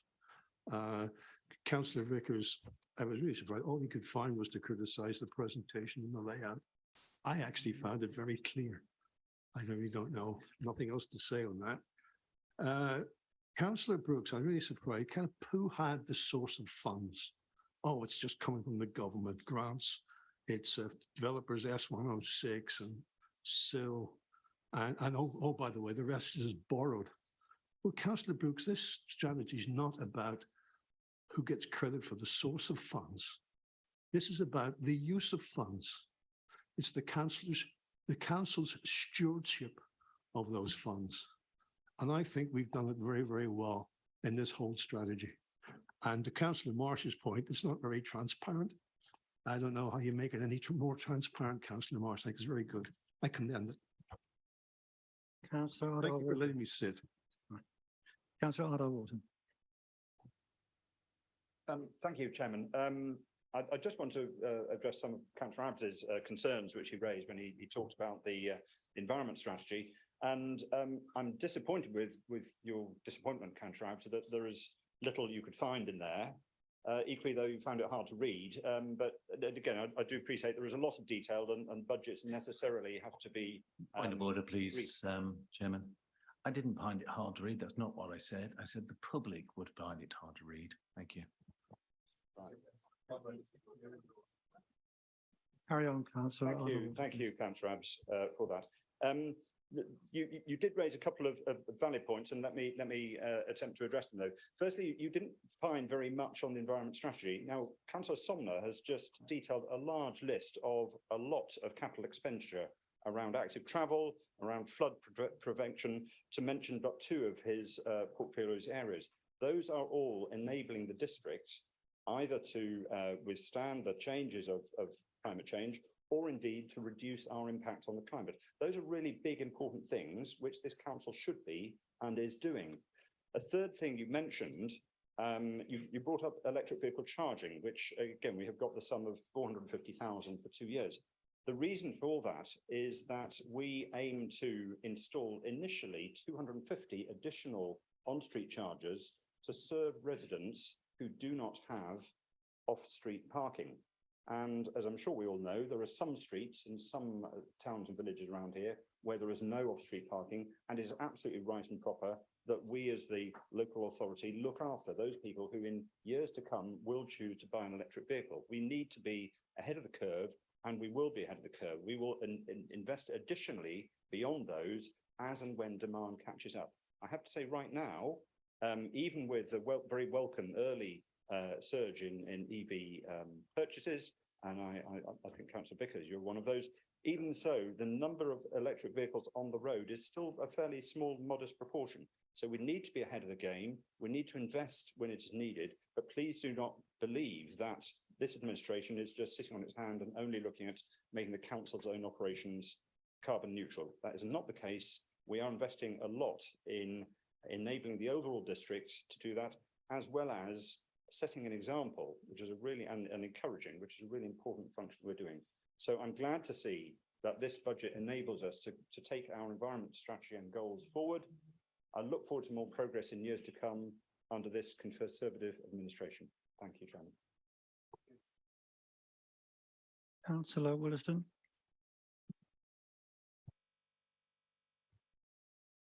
Thank you, Chairman. The leader has taken some of my thunder, I'm sad to say. The most important item in this budget for me in my portfolio is obviously the Lido. I thought to take the opportunity of bringing members up to date. The £3 million to be spent the following year is from SIL, and the lead and I inspected it about a week or so ago. At the time, there were 80 piles being put in, and I'm told by the site manager that we're a week ahead of schedule, and we will definitely be open in July as planned. The consultants we've appointed expect visitor numbers to go from 20,000 to 60,000 in a full year.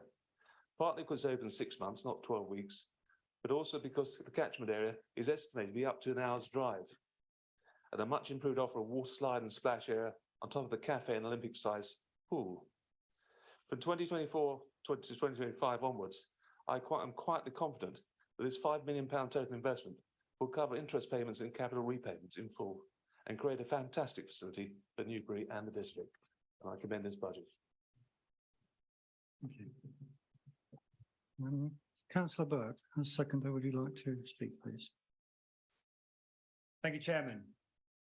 And thank you, Councillor McKinnon, for an excellent presentation and an excellent plan and strategy going forward. So thank you. That's great.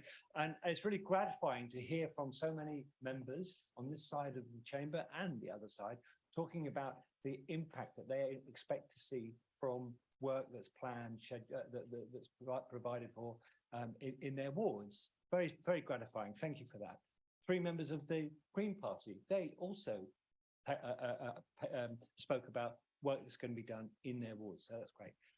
Not quite so gratified to hear from the Liberal Democrat Party a litany of complaints about presentation and content, not going too fast, war stories from Councillor Cotton. I really don't. I really don't understand why they can't look at this in the positive light which the rest of us are looking at it. So some of the things I was going to talk about have already been mentioned. So I'm going to concentrate really on the education aspects. And Councillor McKinnon spoke about how much money we've set aside for improving our provision and the facilities that we provide for our children and young people. We're spending a lot of money on place provision in early years settings, primary, secondary, and in particular SEND, special needs settings, which are becoming increasingly important to us, and with the increase in demand. And members can see for themselves some of the ambitious projects that are set out in new primary school to the north of Newbury, lots of extensions, and in particular talking about our special needs children, provision more spaces for children with SEMH and autism.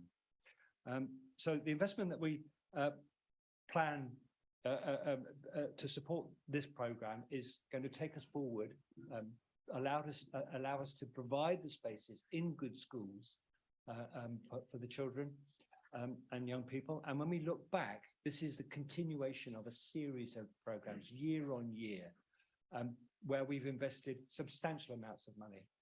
And we see the fruits of that investment. We've seen it today in the announcement of the secondary school admission results. 30 seconds, councillor. I'll finish now, Chairman. We've seen a yet again another successful year where 98% of children in year 6 will go into the place to a school of their parents' choice, which will be good, and they will set them up for successful lives and satisfactory levels of achievement. So I am absolutely delighted to be able to commend this paper, Councillor McKinnon, to the members. Councillor McKinnon, would you like to wrap up, please? Thanks very much, Chairman, and thank you to Councillor Bowick for those very kind words. Thank you to everyone who's made a contribution this evening. Absolutely gratifying to hear such enthusiasm and some nice personal reflections on elements of the capital programme which are benefiting wards around the district. That is brilliant. I will come to just a few comments that have arisen over the debate.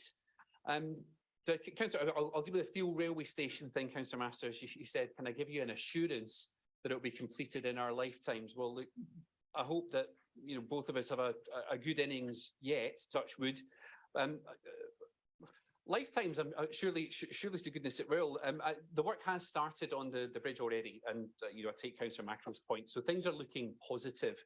The delays in terms of getting on with it, we're very much dependent on external partners, Network Rail, GBR. The delays are not on our side. And on the noise bypass, I believe that the surveys have been delayed just while we're waiting for the traffic levels to get back up to normal post-COVID, but it is absolutely intention to get on with that this year. Councillor Carver spoke a while ago, and just to turn to the things she had to say, I think I agreed with everything she said, to be honest with you. I get an awful lot of complaints. We've got very similar wards. In fact, we're not next door. The corner of your ward touches the corner of mine, but it's quite a rural ward. Speeding is probably the #1 issue on the doorstep, and changing attitudes and deterring that sort of behaviour. Absolutely agree with you. I agree with what she said about speed limit reviews, and I also love the members' bids. That is real grassroots stuff, and I would urge members that have not used the members' bid scheme before, really do get into it. There is going to be another round, I think, very soon. This is, it means stuff to people. I'm talking play equipment that I've been able to get in my ward, defibrillators. It really is a brilliant scheme. So I completely agree with everything she said. And then quite a few Liberal Democrats have spoken tonight. My word, I mean, I'm told that Scottish people have got a reputation for being moaners. Cheesy peeps, I've never seen anything like it. God. Councillor Law touched on the sources of funding, and you're quite right, it's about what you do with it that counts. But Councillor Brooks, the external funding is not just selling Section 106. The vast majority of it is external grants, and that does not just drop in to council coffers, as you put it. We have to apply for that, and it's competitive, and we're really good at it. 112 million over 10 years in external funding. It is absolutely not a given. I pay tribute to our officers who are so good at getting that grant funding. Because if it's funded externally, it doesn't have to be funded by the council taxpayers of West Berkshire. I don't want to go back to a 3-year capital programme, Councillor Vickers. I think that would be far too short-termist. I'm sorry that you found it hard to follow, but I agree. I don't really see what the issue is. And coming to Councillor Abbs's point, he said that it lacks details. We've got a line-by-line Excel spreadsheet telling you every single project with where it is and what it is. Not sure how much details he wants other than the middle names of the workmen that are going to be doing the projects. And I tell you what, I think I've got a better opinion of West Berkshire residents' intelligence than he has. I don't mean to be unkind, Adrian, but I understood it. I don't think the public would. Please put that in your leaflets in May. Thank you, Chairman. Didn't say that, are they, Mr. McKinnon? You know that. Don't be silly. Thank you, members. A long but productive debate. I'll now ask the monitoring officer to conduct the formal vote, please.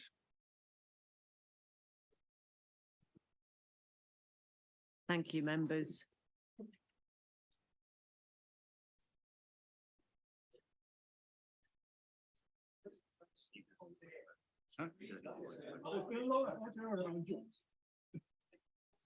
Better than the hottest.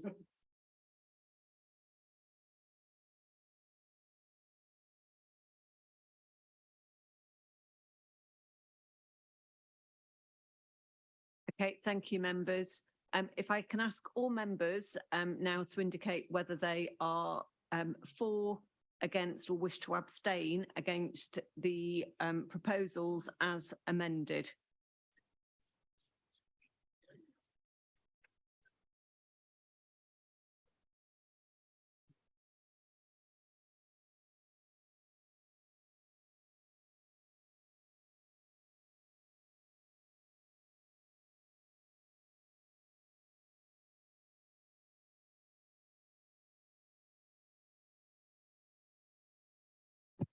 Thank you, Chairman, and I can confirm that that proposal has been carried. Thank you, members, for your participation in that. We've been going for 2 hours, so I propose a short comfort break of 10 minutes, if you would. You'll be on your own, councillor.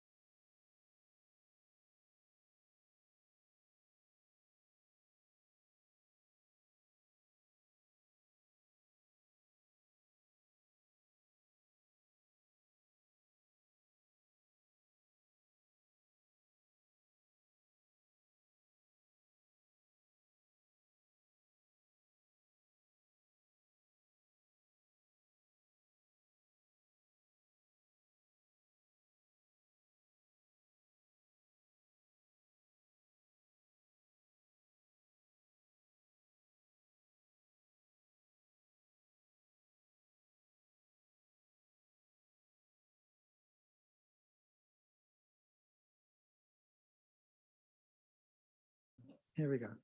Can we now move to item 7 on the agenda, which is the revenue budget? And can I once again invite Councillor Ross McKinnon to move the recommendations that start on page 94 of the agenda pack? And then I'll ask for a seconder. Thank you, Chairman. I propose that Council accepts the recommendations presented in section 2 of the report. Thank you. The seconder for this is, I'm happy to chair. I'm happy to second that, Chair. and you wish to reserve?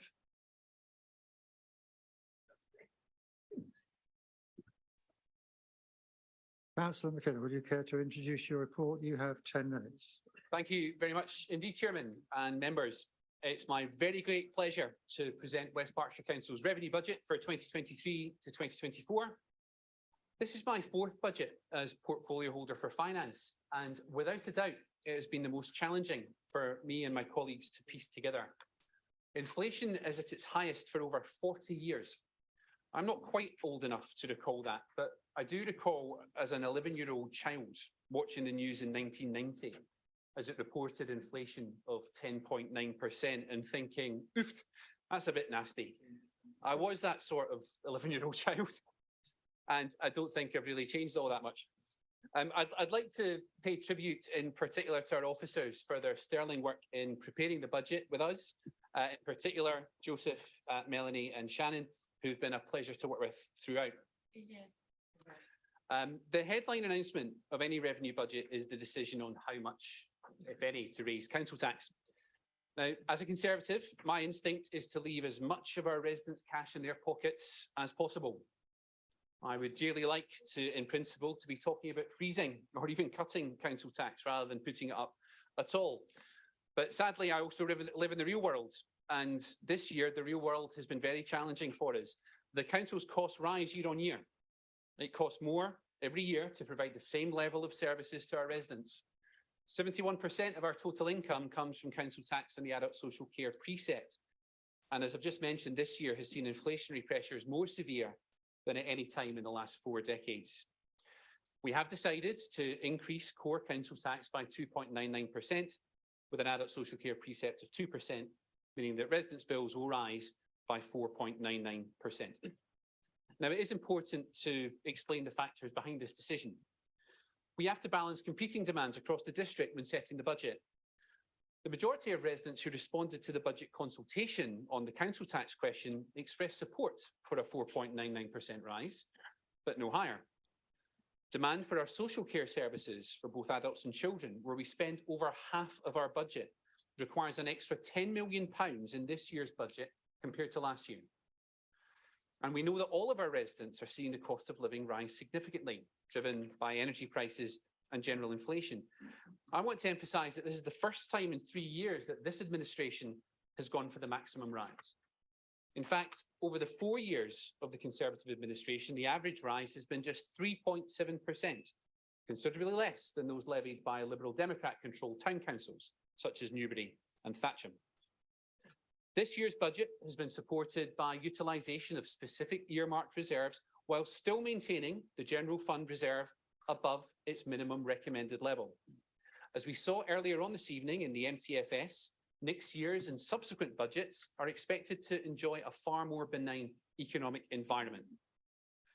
I'm also pleased to confirm that thanks to central government funding, we're able to provide a £25 reduction in council tax bills to all council tax reduction scheme claimants. That will provide some support to some of our residents on the lowest incomes. Now, I'm very proud indeed that this revenue budget provides extensive investment towards achieving the priorities in this administration's council strategy. £100,000 of extra investment goes towards biodiversity net gain, coupled with the £27 million invested in maintaining a green district via the Capital Programme. We are delivering on our clear commitment to work towards net zero by 2030, protect our green spaces and conserve our natural environment. In West Berkshire, the Conservative administration are the clear choice for residents who care about careful environmental stewardship coupled with sensible governance and financial management. £104,000 are invested in supporting businesses to start, develop and thrive in West Berkshire, with a new business investment officer and further investment in the Business Growth Hub. We are clear that support for business and a strong local economy is essential to provide good jobs for our residents and underpin the council tax and business rates based in the district, which funds the provision of our vital local services. You cannot have one without the other.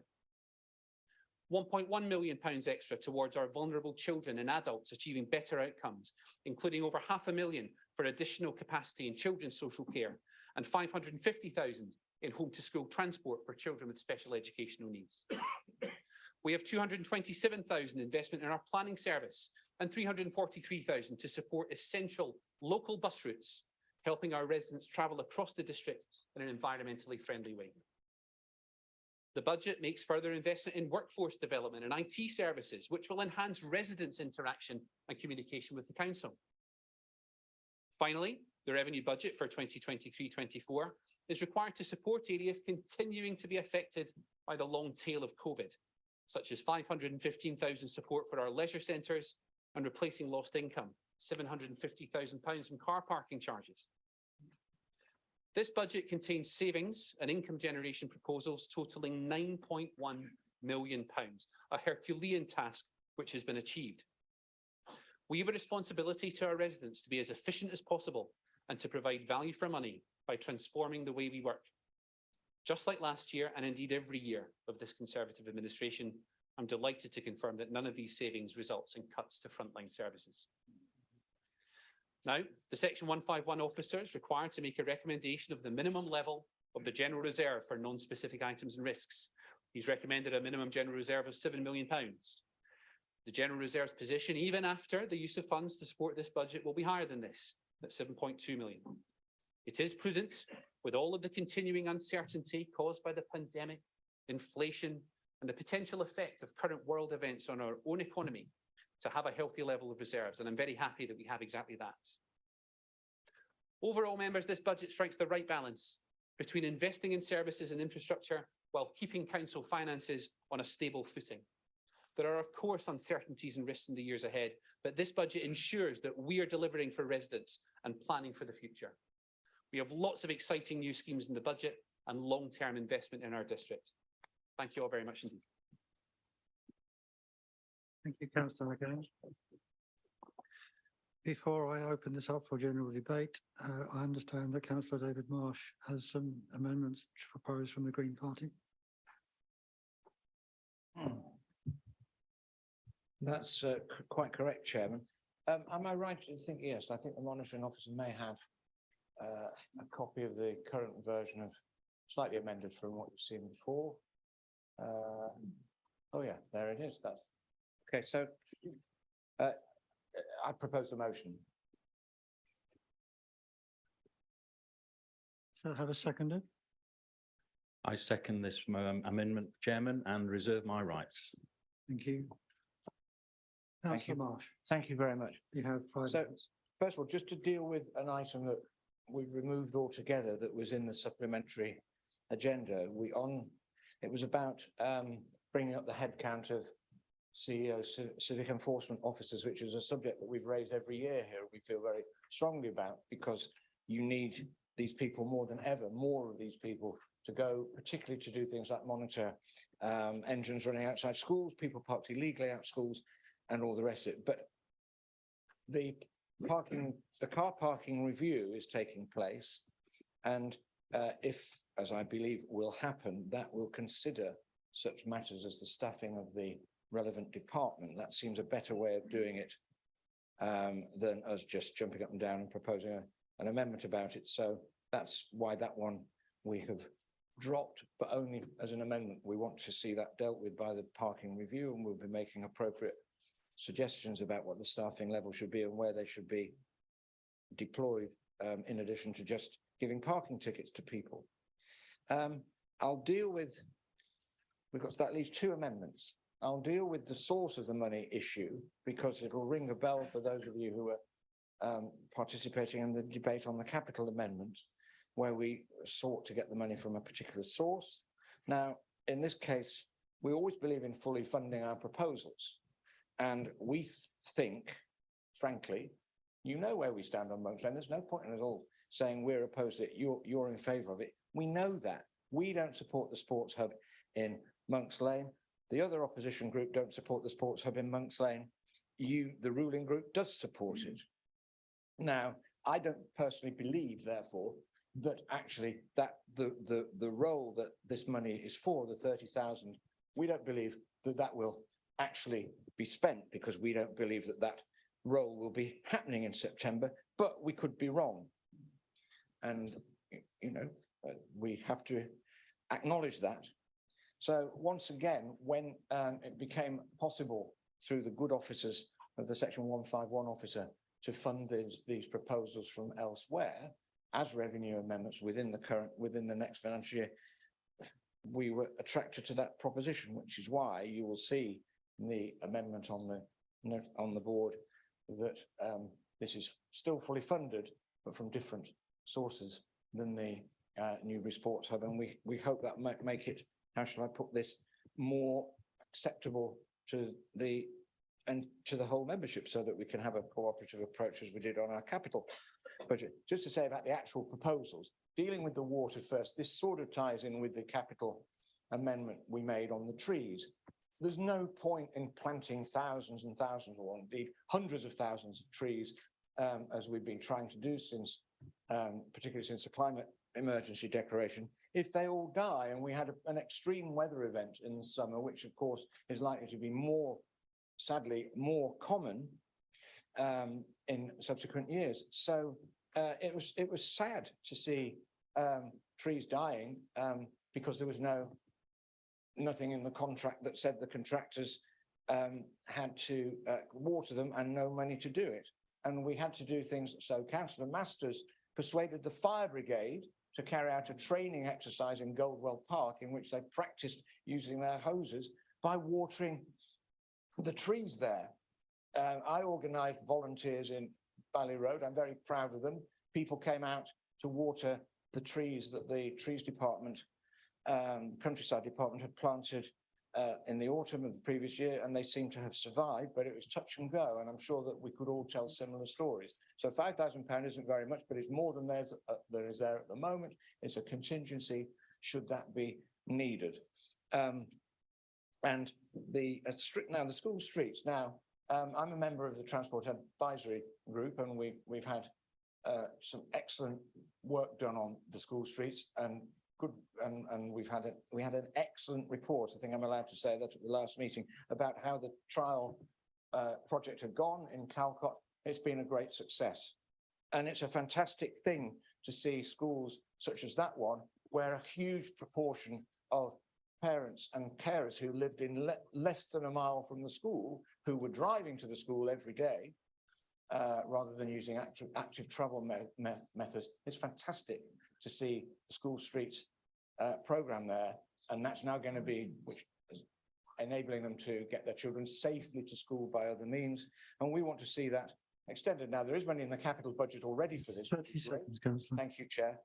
But there's no one to run it, and as currently structured, the road safety department does not have the resources to do it. So we want to see this role. We think it would make a huge difference from starting with the new school year, and wherever the money comes from. We think this is a really important role that will help implement this programme.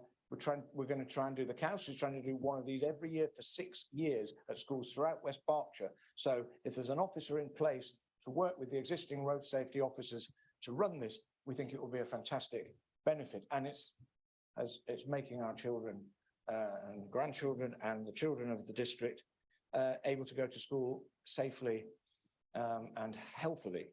So that's why we're proposing this. Thank you very much, Mr. Chairman. Thank you. Can I open this amendment up for debate? Does any member wish to speak on the amendment being proposed?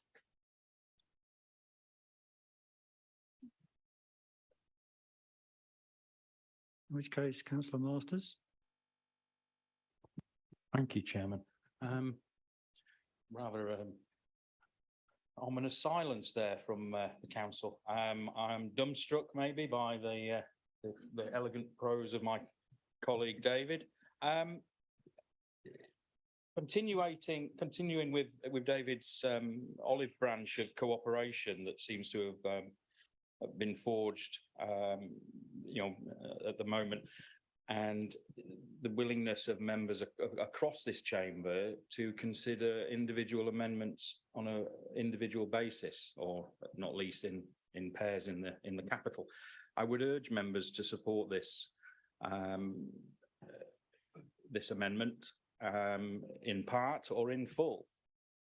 And so, as David said, the School Streets programme trial has been a great success, and I think there was the ambition to roll out one school across the district each year, and our amendment with the addition of a new funded officer would accelerate that transition and and assist more of our children across the district. And I'm sure Councillor Bowick and any parents here who do the school run with their children or even their grandchildren. I don't know if there's many people here with grandchildren. I know I do. I spent last week down in Woolwich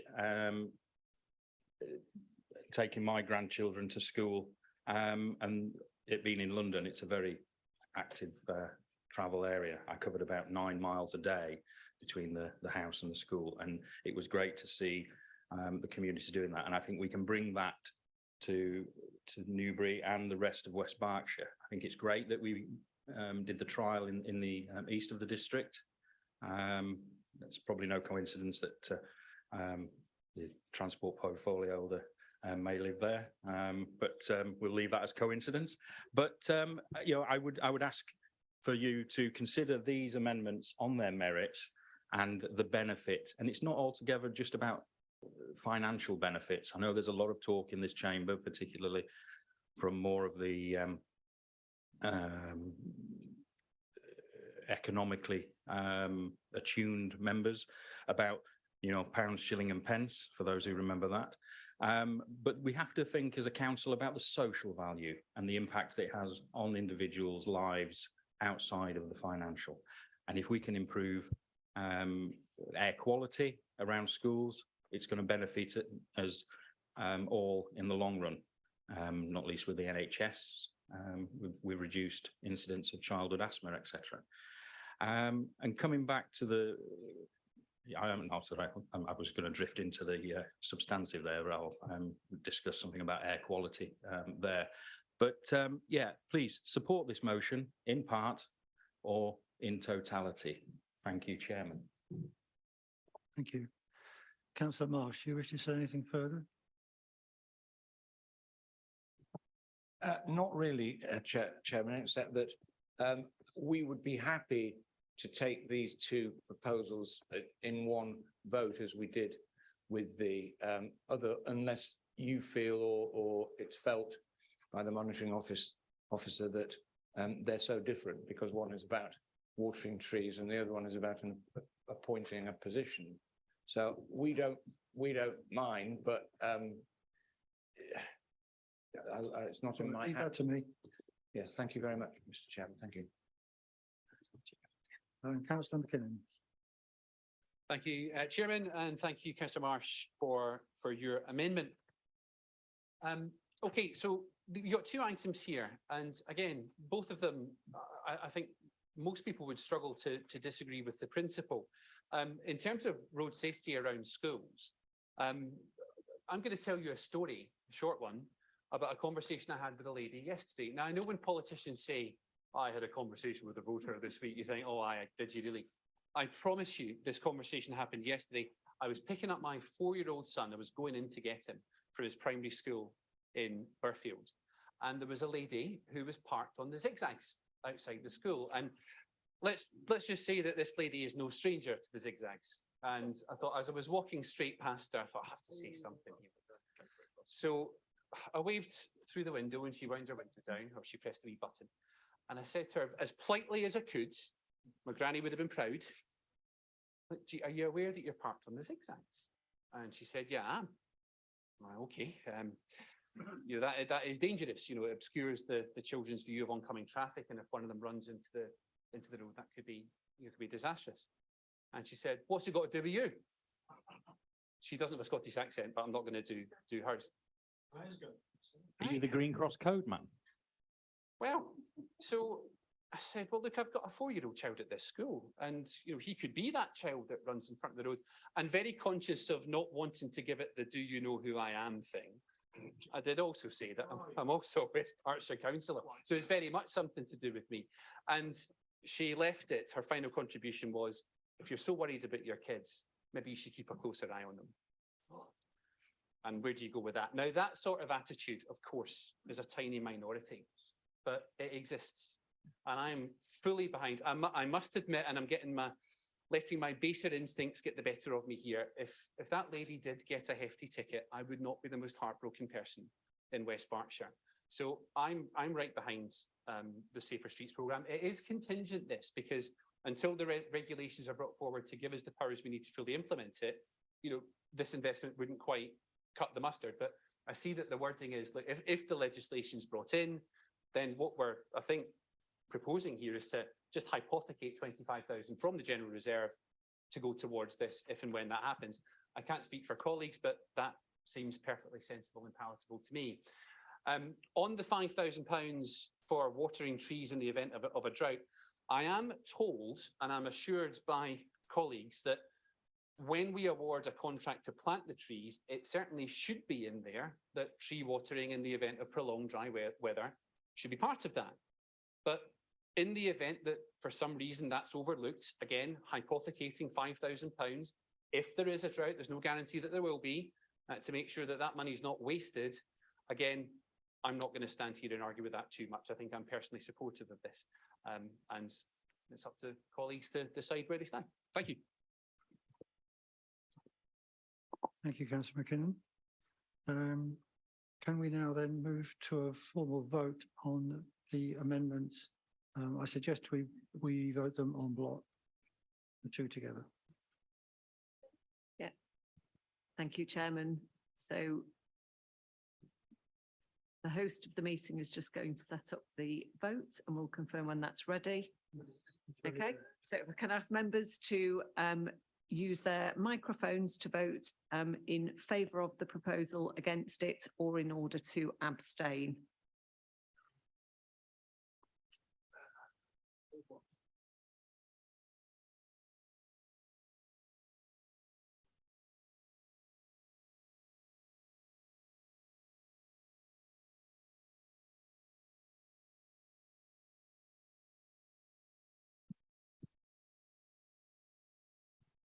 Thank you, Chairman. I can confirm that that amendment has been carried.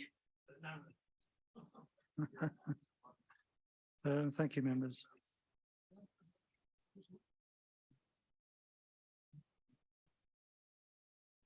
Having completed the amendment processing, can we now then move back to the debate on the substantive motion? And can I invite members who wish to speak?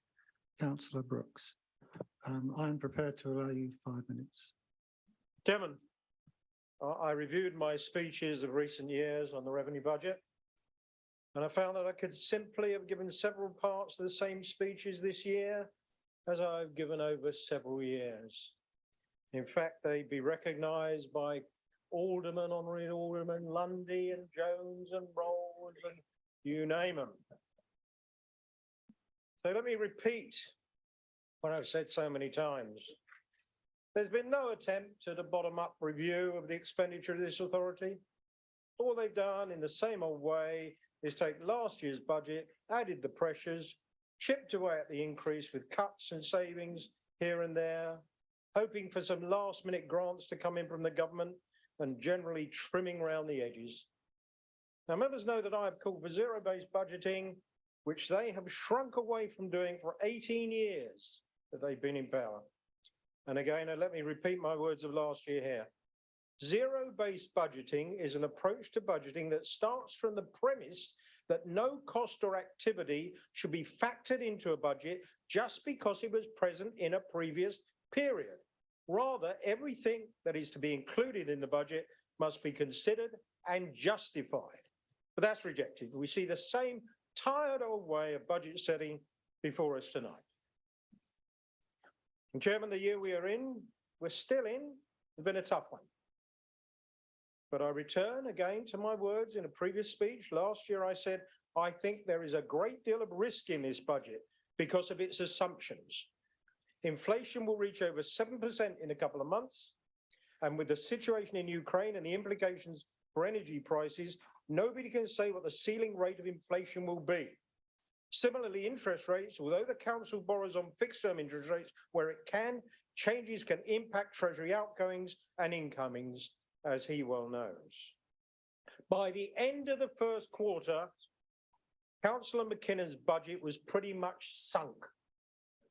Inflation was clearly going above 10% and energy prices were spiralling. Because of his lack in setting a properly considered budget last year, this budget is forecasting an overspend of £5.66 million. And how has he funded that?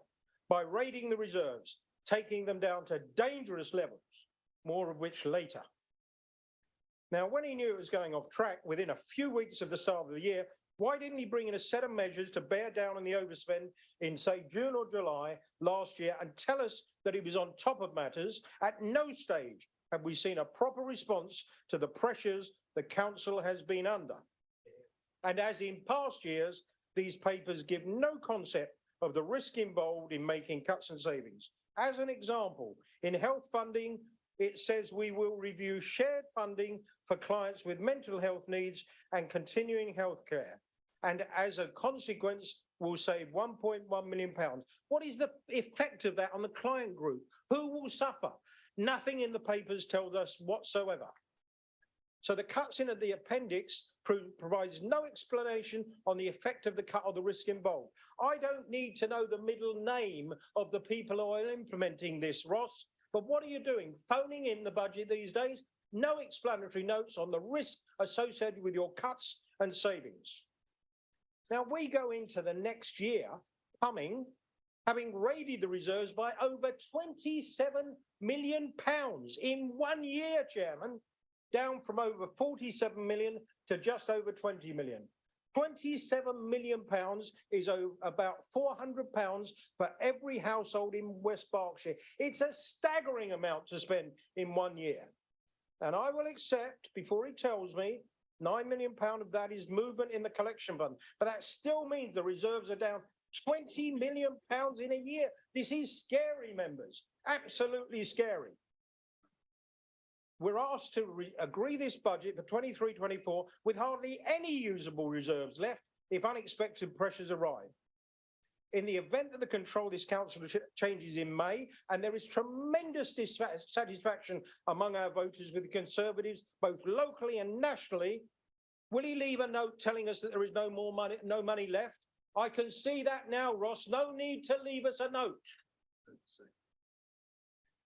The members will have noticed 30 seconds. that we have not brought forward any amendments to the budget this year. Now we notice that the amendments have come through from the Greens, a bit of cozying up across the chamber. Green and blue don't go well together as colours, by the way. But we decided to forego amendments this year and have the tribal rubbishing you've done for the last 18 years on those amendments.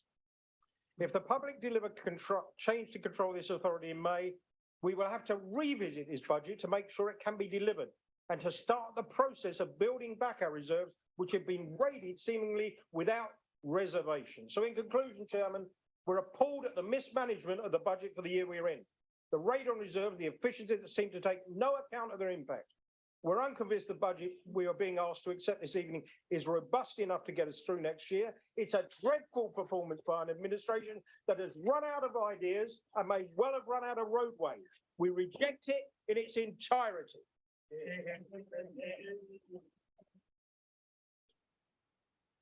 Councillor Marsh. Well, I just have one point to make, really. I'm not going to respond to that. Although it's a strange way of cozying up. If you vote for something, we all vote for something. How is that cozying up? Anyway, I just wanted to say something that concerns me about the revenue budget. So the peppered about are recruitment lag saving for staffing proposals, slowing recruitment activity, managing vacancies, holding vacant posts, recruitment freeze, And it kind of worries me quite a lot that if that's the strategy, because, you know, I mean, even on small things, if they are small, but I can't get yellow lines painted down Andover Road in my ward, despite the fact that it's been in the programme for a year. And when you talk to the hard-pressed officers, they say, we've got no one to do it at the moment. You know, and I'm not blaming the officers for this state of affairs, but there comes a point, I think, and I understand the argument about it's not affecting frontline officers, but what's a frontline officer? We know, or frontline staffing, we know that care workers in care homes clearly are frontline, but is somebody who can make Andover Road safer by painting lines down it that have been agreed by the council in the capital budget last year? Is that not a frontline role? I don't know. But it does worry me that we're too many departments are struggling too much. And, you know, I mean, I don't have an answer to it. And I'm not sure that we heard an answer to it in the previous speech by Councillor Brooks. But I'd like to know perhaps what Councillor McKinnon has to say about it, because some departments, and we've all know this when we do casework, some departments are really struggling. And there's the evidence, all these areas where we're freezing recruitment. And we touched on this when we talked earlier about the civic enforcement officers. And thank you everyone, which was pretty much unanimous, who voted for our new school streets officer. That's great, because that was an area that needed attention, but there are quite a lot of other areas that do too. And and my fear would be that, or our fear as a group would be that this could get worse in years to come, because one person's frontline officer is another person's, you know, austerity cut, which we're still struggling with in this district as around the country ever since the austerity of that started in 2016 and doesn't, in some ways, doesn't seem to have stopped. Anyway, that's my position on that. Thank you very much, Mr. Chairman. Thank you. Councillor Abbs. Thank you very much, Chairman. As our leader has declared a further interest, I'm sure if he was in the chamber, he would want to have talked to this budget and to the Lib Dem approach to amendments. Our finance spokesman, not minister, promoted you, Jeff, sorry, has addressed the financial concerns that we have, and with this proposed budget, of which there are clearly many issues. As Councillor Brooks has just said, we won't be putting down any amendments this evening, not through a lack of effort or ideas, but because our experience of the last 18 years and the hope that come May, we will see a change in administration. If that happens and voters put their trust in the Liberal Democrats, we will then deliver an emergency budget that will that would see the delivery of what would have been our amendments this evening. I won't list them all, as this will take far too long. Our ideas will be in the manifesto to be delivered to every resident of West Berkshire shortly, but here's just a few. We will rid this council of gagging clauses, allowing us to work with partners like Redibus again. We will invest 40,000 in community conversations, getting out to our communities with officers to hear and fix local issues. We will start to phase out the hated green bin tax. We will protect the most vulnerable with an additional council exemption. We will introduce planning letters and lots more.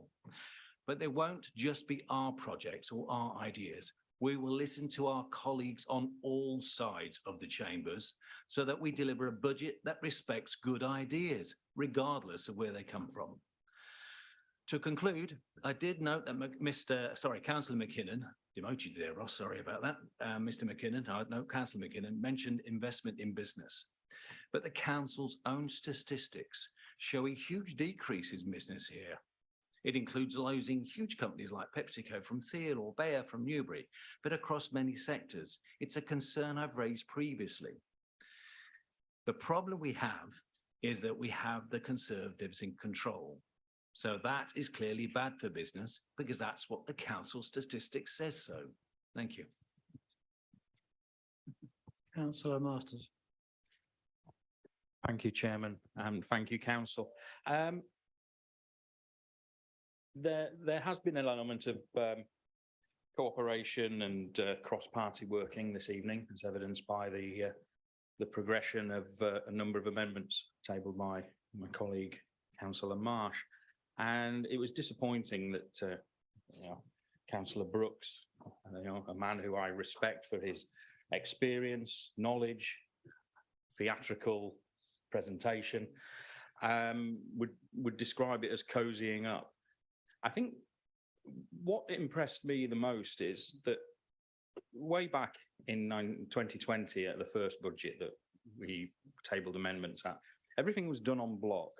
And after that meeting, after the amendments from the Lib Dems and then the amendments from ourselves had been voted down by the administration, a not insignificant number of members of the ruling group came to us and said there was a number of those amendments in both the capital and the revenue budget that if we'd have voted on them individually, we could have supported.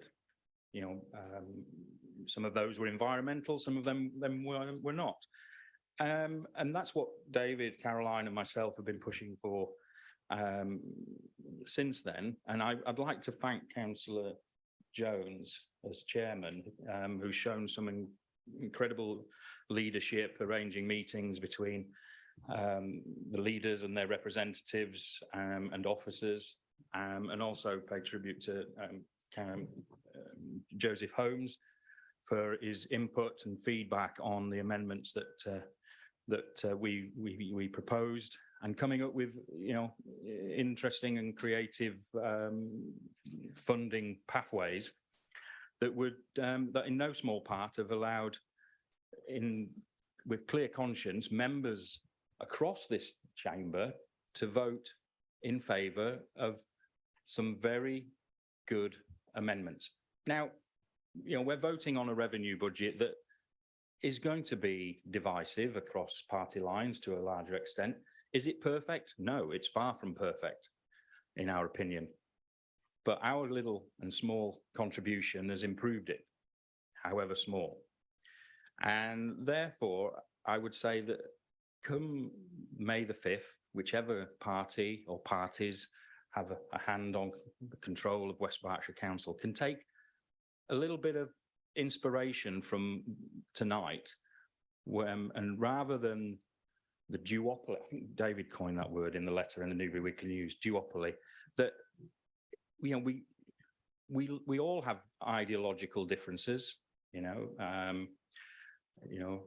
as fully paid up members of the Khmer Rouge, for example, we're never going to agree with many of the members. I love the compliments, but you still only got 30 seconds. Thank you, Chairman. So I would say, let's move forward across this chamber, that we can deliver for residents of this wonderful district in many ways. And please, let's move forward. And we'll see you all on the 5th of May at the racecourse, hopefully celebrating. Thank you. Councillor Macro. Thank you, Mr. Chairman. Yeah, I've got a couple of questions on the savings being recommended for adult social care. Now, the first one is a review of care packages to ensure provision reflects an updated assessment of care needs, a saving of £450,000. I seem to remember there was a similar one last year, and I wondered whether we made that projected saving and whether we how confident we are we'll make the saving again this coming financial year. The other one is health funding. Review shared funding for clients with mental health needs and continuing healthcare. I wonder if it could be confirmed that that's part of this project to get more equitable funds from the health service under continuing healthcare, which is, I believe, is a project that's going rather slowly, and whether we're confident we'll actually achieve that in the next financial year. Thank you. Councillor Stewart. Thank you. I'll keep this relatively brief because I'm losing my voice, as you can tell. To answer your question, Councillor Macro, the review of packages of care goes on every year, as you know, because people's circumstances change. What I can't tell you right at this moment in time is whether that's a case of it was achieved and will it be achieved, but that's the budget that we've got in for next year. I'll move on then to the pieces that I wanted to say. So as the portfolio holder for adult social care, and therefore one of the people who my colleagues all look at and say how much when we look at the adult social care portion of spend, it would be remiss of me not to reference a few key points for this coming year and this revenue budget. We'll start with inflation, which has been mentioned, and we all know the situation with inflation. We have been working with service providers to be reasonable and fair to both parties during the huge increases we've seen in the rate of inflation. It is in nobody's interest for service providers to struggle when we need them to help support our residents. This has been considered and planned for where possible in this budget moving forwards also. Agency and recruitment costs have been mentioned. The very real issue of recruitment challenges in the adult social care sector continues, and agency costs are still much higher than we would ever want. Work is underway to explore what we can do to attract people to permanent roles, and that isn't just about financial rewards, although clearly that must be a part of the consideration. It's more the question, why would someone want to start and stay in a career within the adult social care sector and working for West Berks Council? Increasing demand on adult social care services, both long-term and short-term, is a very real issue, which is not going to just affect the coming year's budget, but quite a few further years into the future. And should this mean growing care homes, for example, or changing and adjusting how we deliver that care need? At the Health and Wellbeing Board last week, with some of my colleagues here, I was pleased to be involved in conversations about different aspects of how we plan for our residents in terms of essentials such as housing. And with an ageing population, thinking innovatively about how we want to live, as well as where we want to live as we get older. And I very much welcome the opportunity for adult social care colleagues to work with housing and public health colleagues, and also healthcare partners, to establish how we can do this, to keep people where they want to be, which is usually in their own homes, for as long as possible as they grow older. Personally, I've seen some lovely places that I want to go to, and I'm not staying in my home, I'm going in a lovely care home. But thank you, Chairman, for the opportunity, and I'm happy to support this revenue budget submission. Thank you. So, Mr. Chairman, my second question about the continuing healthcare. Sorry. This wasn't a question and answer session. Councillor Marino. Thank you, Chairman. Sorry, that's what we get from sitting next to Councillor Stewart for everything. It seems to be catching. I listened to what Councillor Brooks and Councillor Abb said at the start with great interest, as I always do. I'm still a relatively new member, although obviously the first 4 years is coming to an end. And the last couple of budgets before this one, Councillor Brooks mentioned obviously repeating elements of the speeches he's used before, and I would agree. I've got very used every year to him saying, got some great ideas in our amendments here, but you won't accept them because they're not your ideas. You know, maybe you can try listening to other people. We've done that tonight, and the first thing that happens is we get accused of cozying up to the opposition. Councillor Abb, you asked for us to listen to people. It's very difficult to listen when no one comes to you first. You've had plenty of opportunity to come to Councillor McKinnon ahead of this budget to discuss things, put your ideas forward, but you haven't done that. It's very difficult to listen if no one wants to I come didn't and think talk this to was you. a Q&A session. If you'd like me to answer the questions, I'm not asking you a question, I'm interrupt, telling you, please. Councillor Abbs. I'm telling you, you could have come to Councillor McKinnon before this, but you haven't. It's very difficult to listen when no one comes to you first. So maybe in future, when you want to bring amendments to the budget, that's something that you can consider. I don't need you to tell me If how. you could be- Thank you very much. Keep your opinion to yourself. I didn't interrupt you, Councillor Abbs. Maybe, guys, in future, if you want to bring amendments forward, if you can be bothered to, that's the approach you should take. You're 18 years of being bothered to, sir. Councillor Jeffrey, please. Thank you, Chairman. Thank you, Council. I'm glad we've got a school streets officer. I'm glad we've got some cooperation across Council. It's nice when it happens. Doesn't happen too often, but it's nice when it does happen. But for many years, and I don't just mean the 4 years of this council, but frankly, since 2006, when the Conservatives took control of this council, we have been, was it 2005? It was 2006, I think. Even another year. We've been rubbished for putting forward sane and sensible and practical ideas. So what we actually need is not one night and one council meeting where we have not had a scrapping match, or not until a moment ago. But what you actually need is a new council, a Liberal Democrat council, to drive new ideas and a new way of working in this council. The much disliked green bin tax, it needs to go. Wholesale raiding of the reserves must stop.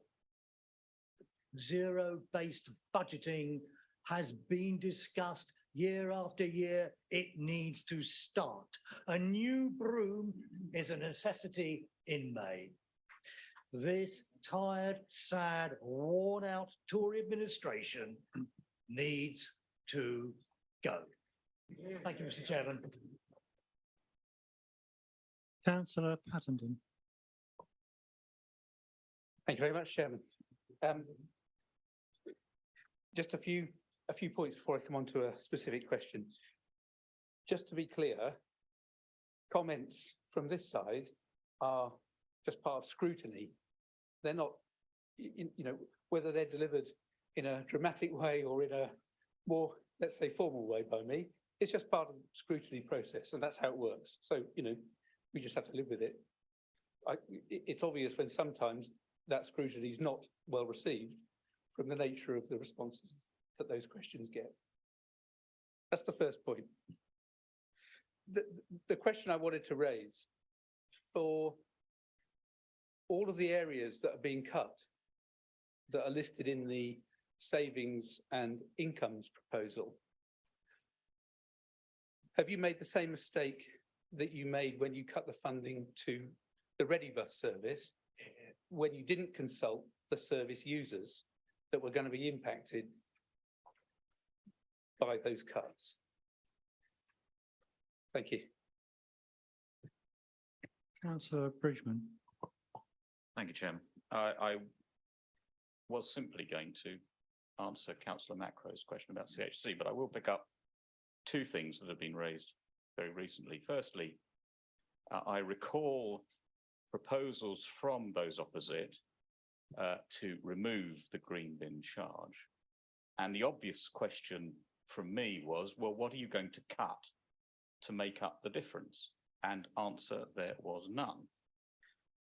On the point that has just been made, what I would say to Councillor Pattenden is that, yes, obviously we hear scrutiny, but we are also entitled to respond and say that if you have proper proposals for an alternative budget and how that's going to be funded, then bring them forward so they can be debated. Now, the point on CHC, let me, because Councillor Stewart, whilst it is the adult social care budget that will benefit from any change, one hopes in an increase in continuing healthcare spending by the NHS, it's my portfolio that really has the conversation around health, and indeed it's the locality integration board where most of that conversation is happening at the moment, and then on the ICP where I sit. And what I will say, and I'm not going to make any predictions whatsoever about where it will end up, is that I think that the conversations we're having with the NHS about continuing health funding, and you'll recall I had the adult social care portfolio before Councillor Stewart, are the most positive that I've seen. I am very hopeful that those conversations will bear fruit, but you know and I know that the wheels of the NHS grind slow. But let's see where we get to. But I'm very hopeful that what is suggested in the budget papers will come to bear fruit. Thank you. Thank you. Councillor Burke. Thank you, Chairman, and thank you, Councillor McKinnon, for an excellent revenue programme that you've brought forward. I'm particularly pleased to see the investment that you're proposing in children's social care, family hubs, and you mentioned as well the additional funding for special needs children, home to school transport. Now, we've seen compared with our figures before the pandemic, we've seen a huge increase in demand for mental health services for our children and young people. It's very concerning. That increase is reflected across the country, so it's not peculiar to West Berkshire. And I'm really pleased to see that we will be able to fund additional staffing so that we can get a grip with the challenge and make sure that our children and young people get the help that they need. Particularly interested in and amused somewhat listening to what we've heard from the other side. Councillor Jeffrey speaks about a new broom and new ideas. Well, I don't see the ideas. Do you? I mean, they don't have any ideas to bring forward right now. Is the supposed budget in the post, perhaps? And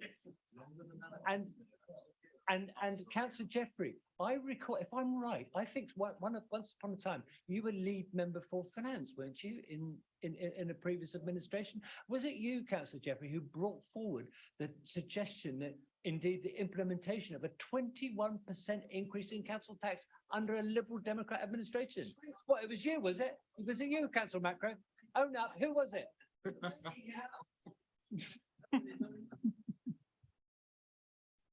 Mr. Chairman, I would like the right to make a reply. No, I have most certainly never proposed nor voted for a 21% increase in council tax. Weren't you present? Any time on this council. Thank you, Councillor. Thank you. Sorry, Councillor Vickers. Thank you, Chairman. I just feel that we need to delve a little bit into this, what has become a little bit of a slanging match. Oh, you should have been proposing your budget. We should have been having discussions. Look, you're going out on the doorsteps, I know. Several of you have told me that we're going to be taking control over there. Okay, well, you may live in heaven, and we've not taken it for granted. But by golly, this council and indeed this country does need a change of government. I understand it's very difficult when it's your friends in Westminster that are giving such damage to public services all over the country. It's a difficult situation for you. Local election. But there you are. Yeah, there are local elections. And it's not surprising. I think the voters understand why, if we feel we may be in a position to run the council in a different way, which we will describe very soon in leaflets that will be going to every household, then why spend money and time, especially time, going into the detail of a budget which you're going to vote down anyway? So, yes, well, of course, I've been in and out of this council for a very long time. And I go back to 1991 when I was actually still in the army, but my wife Martha was elected. And we did do a base budget. We had a damn good council leader, and he got down and he went through every single line item, and he came up with a completely transformed council. And you've heard what we did from some of our colleagues earlier this evening. Now, since then, things have gone downhill in the whole country.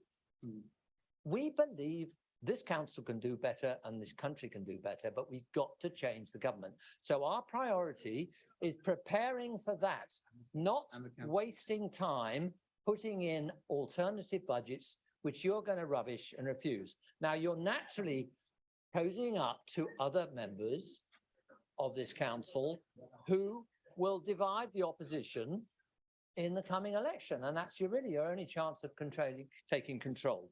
So I feel we have to let the public understand why we're getting what's happened tonight.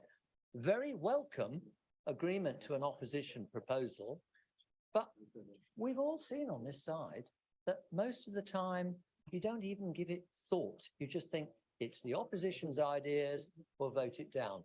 We're in a different situation now. We're in a pre-election period, and all your actions are being dictated by what you need to do to keep in power. That's all. Thank you, Chairman.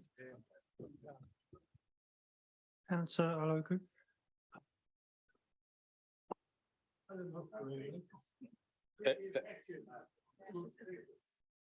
Thank you, Chairman. The first thing I want to say is I'm totally in support of this revenue budget. It's been very well put together. And just to comment on the wonderful, innovative, forward-thinking ideas that the people on the other side think they can bring to bear. And I just want to comment on this wonderful idea, forward-looking idea on zero-based budgeting. And let me just quote, not my quote, Big Four, I will name them.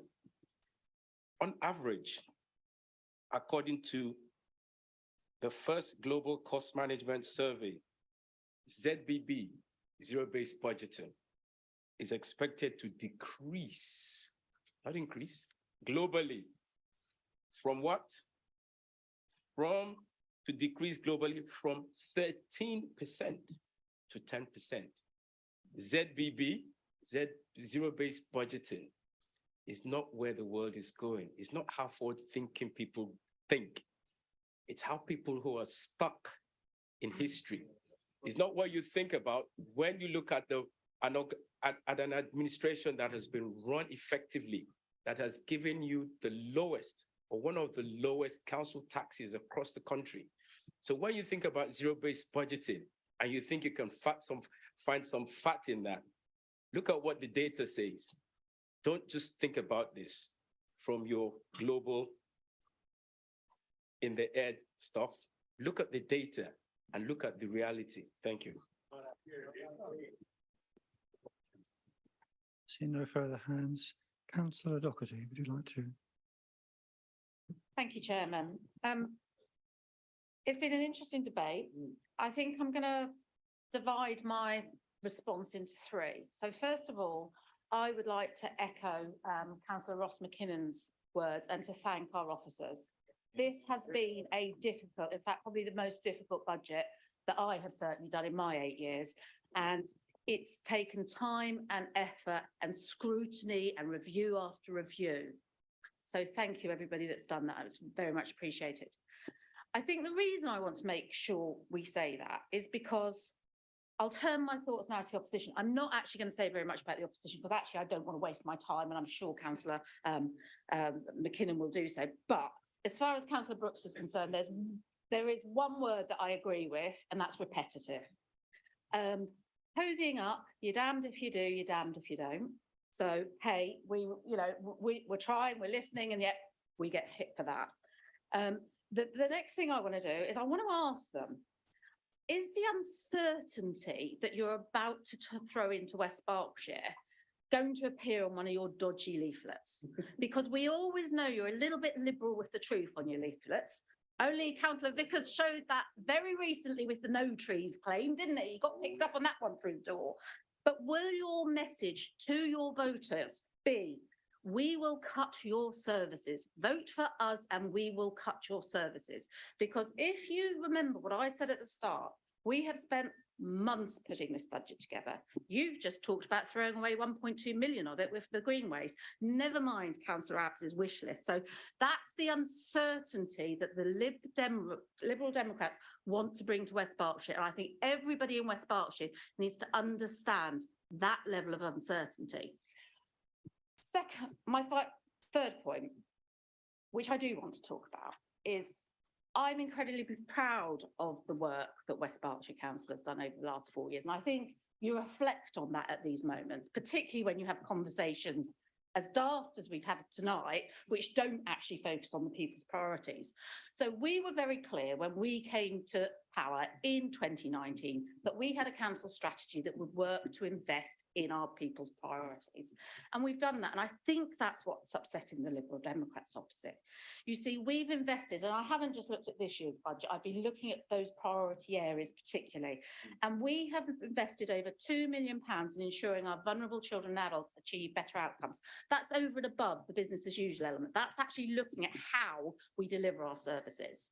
We've invested more than nearly £500,000 into maintaining our green district. So we've heard lots of different stuff in there. There is huge amounts of investment going on that I'm incredibly proud about because I believe 30 seconds. that I've delivered exactly what I said I would. That said, I don't want to put up council tax by 4.9% even.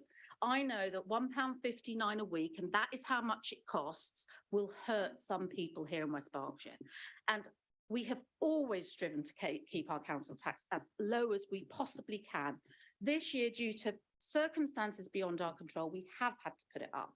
However, we as a Conservative administration will not do vanity projects that the councillors opposite have just talked about in their wish list of unfunded projects.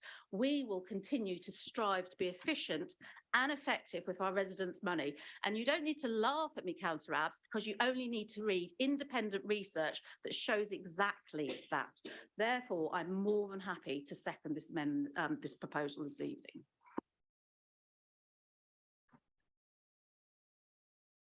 Councillor McKinnon, do you like to wrap up? Thank you very much, Chairman, and thanks to all members who've made such interesting contributions to the debate thus far. I'm glad that Councillor Loco mentioned zero-based budgeting, because we've had this conversation before, Councillor Brooks, and you know, we often have a bit of a ding-dong about it. It's not a silver bullet, zero-based budgeting, you know, it really isn't. And, you know, you mentioned, you know, it doesn't make sense to do something this year just because we did it last year. Well, in a council, it kind of does make sense. We provide a lot of statutory services. By definition, we legally have to provide that same service this year because we did it last year. Zero budgeting in the public sector, it's a wee bit dangerous. And as B said, it's kind of on the way out. And we did have some criticism, I'm sure well-meaning criticism, that last year's budget very quickly, I think the word was unraveled. And Councillor Brooks, with, I think, the benefit of hindsight, talked about how inflation was clearly going to be a problem. Let me quote you from the professionals. The Bank of England's monetary policy forecast in February 2022, which is when we did the budget, hasn't aged well, as the kids say, about some tweets. We expect inflation to fall back from the middle of this year. This is 2022. We don't expect that energy prices will rise as fast. How many times do we need to talk about this, Jeff? Forecasting is an art and not a science. And it is just not true, and I use that phrase advisedly, that we did not act. By Q1, we had in-year mitigations and a plan to bring the overspend under control. It is not true. Go back and check the papers. I'll tell you what is true, though. Councillor Brooks painted a very scary picture of reserves falling off a cliff. Reserves in this budget are £20.7 million. Anyone care to have a wee guess what reserves were in the March 2019 budget 4 years ago? 20.7 now, how much were they? Any takers? 17.1 million. Reserves have risen by £3 million over the course of this administration. That's with COVID to deal with in the middle. A horror story sometimes is just a bit of a work of fiction. And I must admit, being criticised for reserves being too low is a wee bit interesting. When the Liberal Democrats, tonight they couldn't be bothered to bring some amendments, we know that. But in 2020, 2021 and 2022, they certainly did. They had lots of exciting schemes on their revenue amendments. In 2020, where do you think the Lib Dems were funding their revenue amendments from, folks? Where was it? It was. In 2020, where did the Lib Dems fund their revenue amendments, folks? £20 million worth. And in 2021, where did they fund their revenue amendments from? No, it was through carefully targeted. No, don't be silly. It was reserve. Of course it was. Reserves are higher now than they were in 2019. Don't take my word for it. Take SIPFA's word for it, whose sustainability of reserves verdict on West Berkshire Council is, I quote, very low risk. That's the independent SIPFA verdict. Now, it's a shame that you guys couldn't be bothered to bring some amendments tonight. You mentioned that we deal with those amendments, the tribal rubbish, was it you see? I didn't see much tribal rubbish tonight with the amendments that actually were brought forward. So it's a shame, it's a missed opportunity. But I guess you haven't quite got them together yet. There's a manifesto with a load of unfunded promises, I think we had. I don't know about you folks, I'm going to wrap up. It's been a long night. But what we've had tonight from the opposition is opposition by bluster and performance. And usually it's quite good fun and it's entertaining. But tonight they just seemed a little bit tired and a little bit half-hearted. So I hope you go away, recharge your batteries, and we'll see you over on that side again in May. Thank you.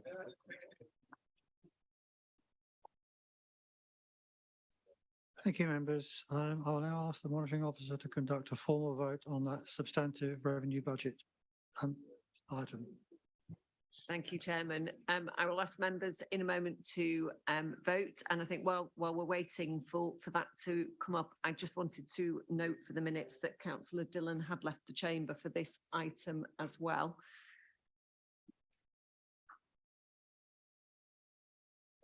Yep. Thank you, members. If you can use your microphones to vote in favour or against, or to abstain from the proposals as amended.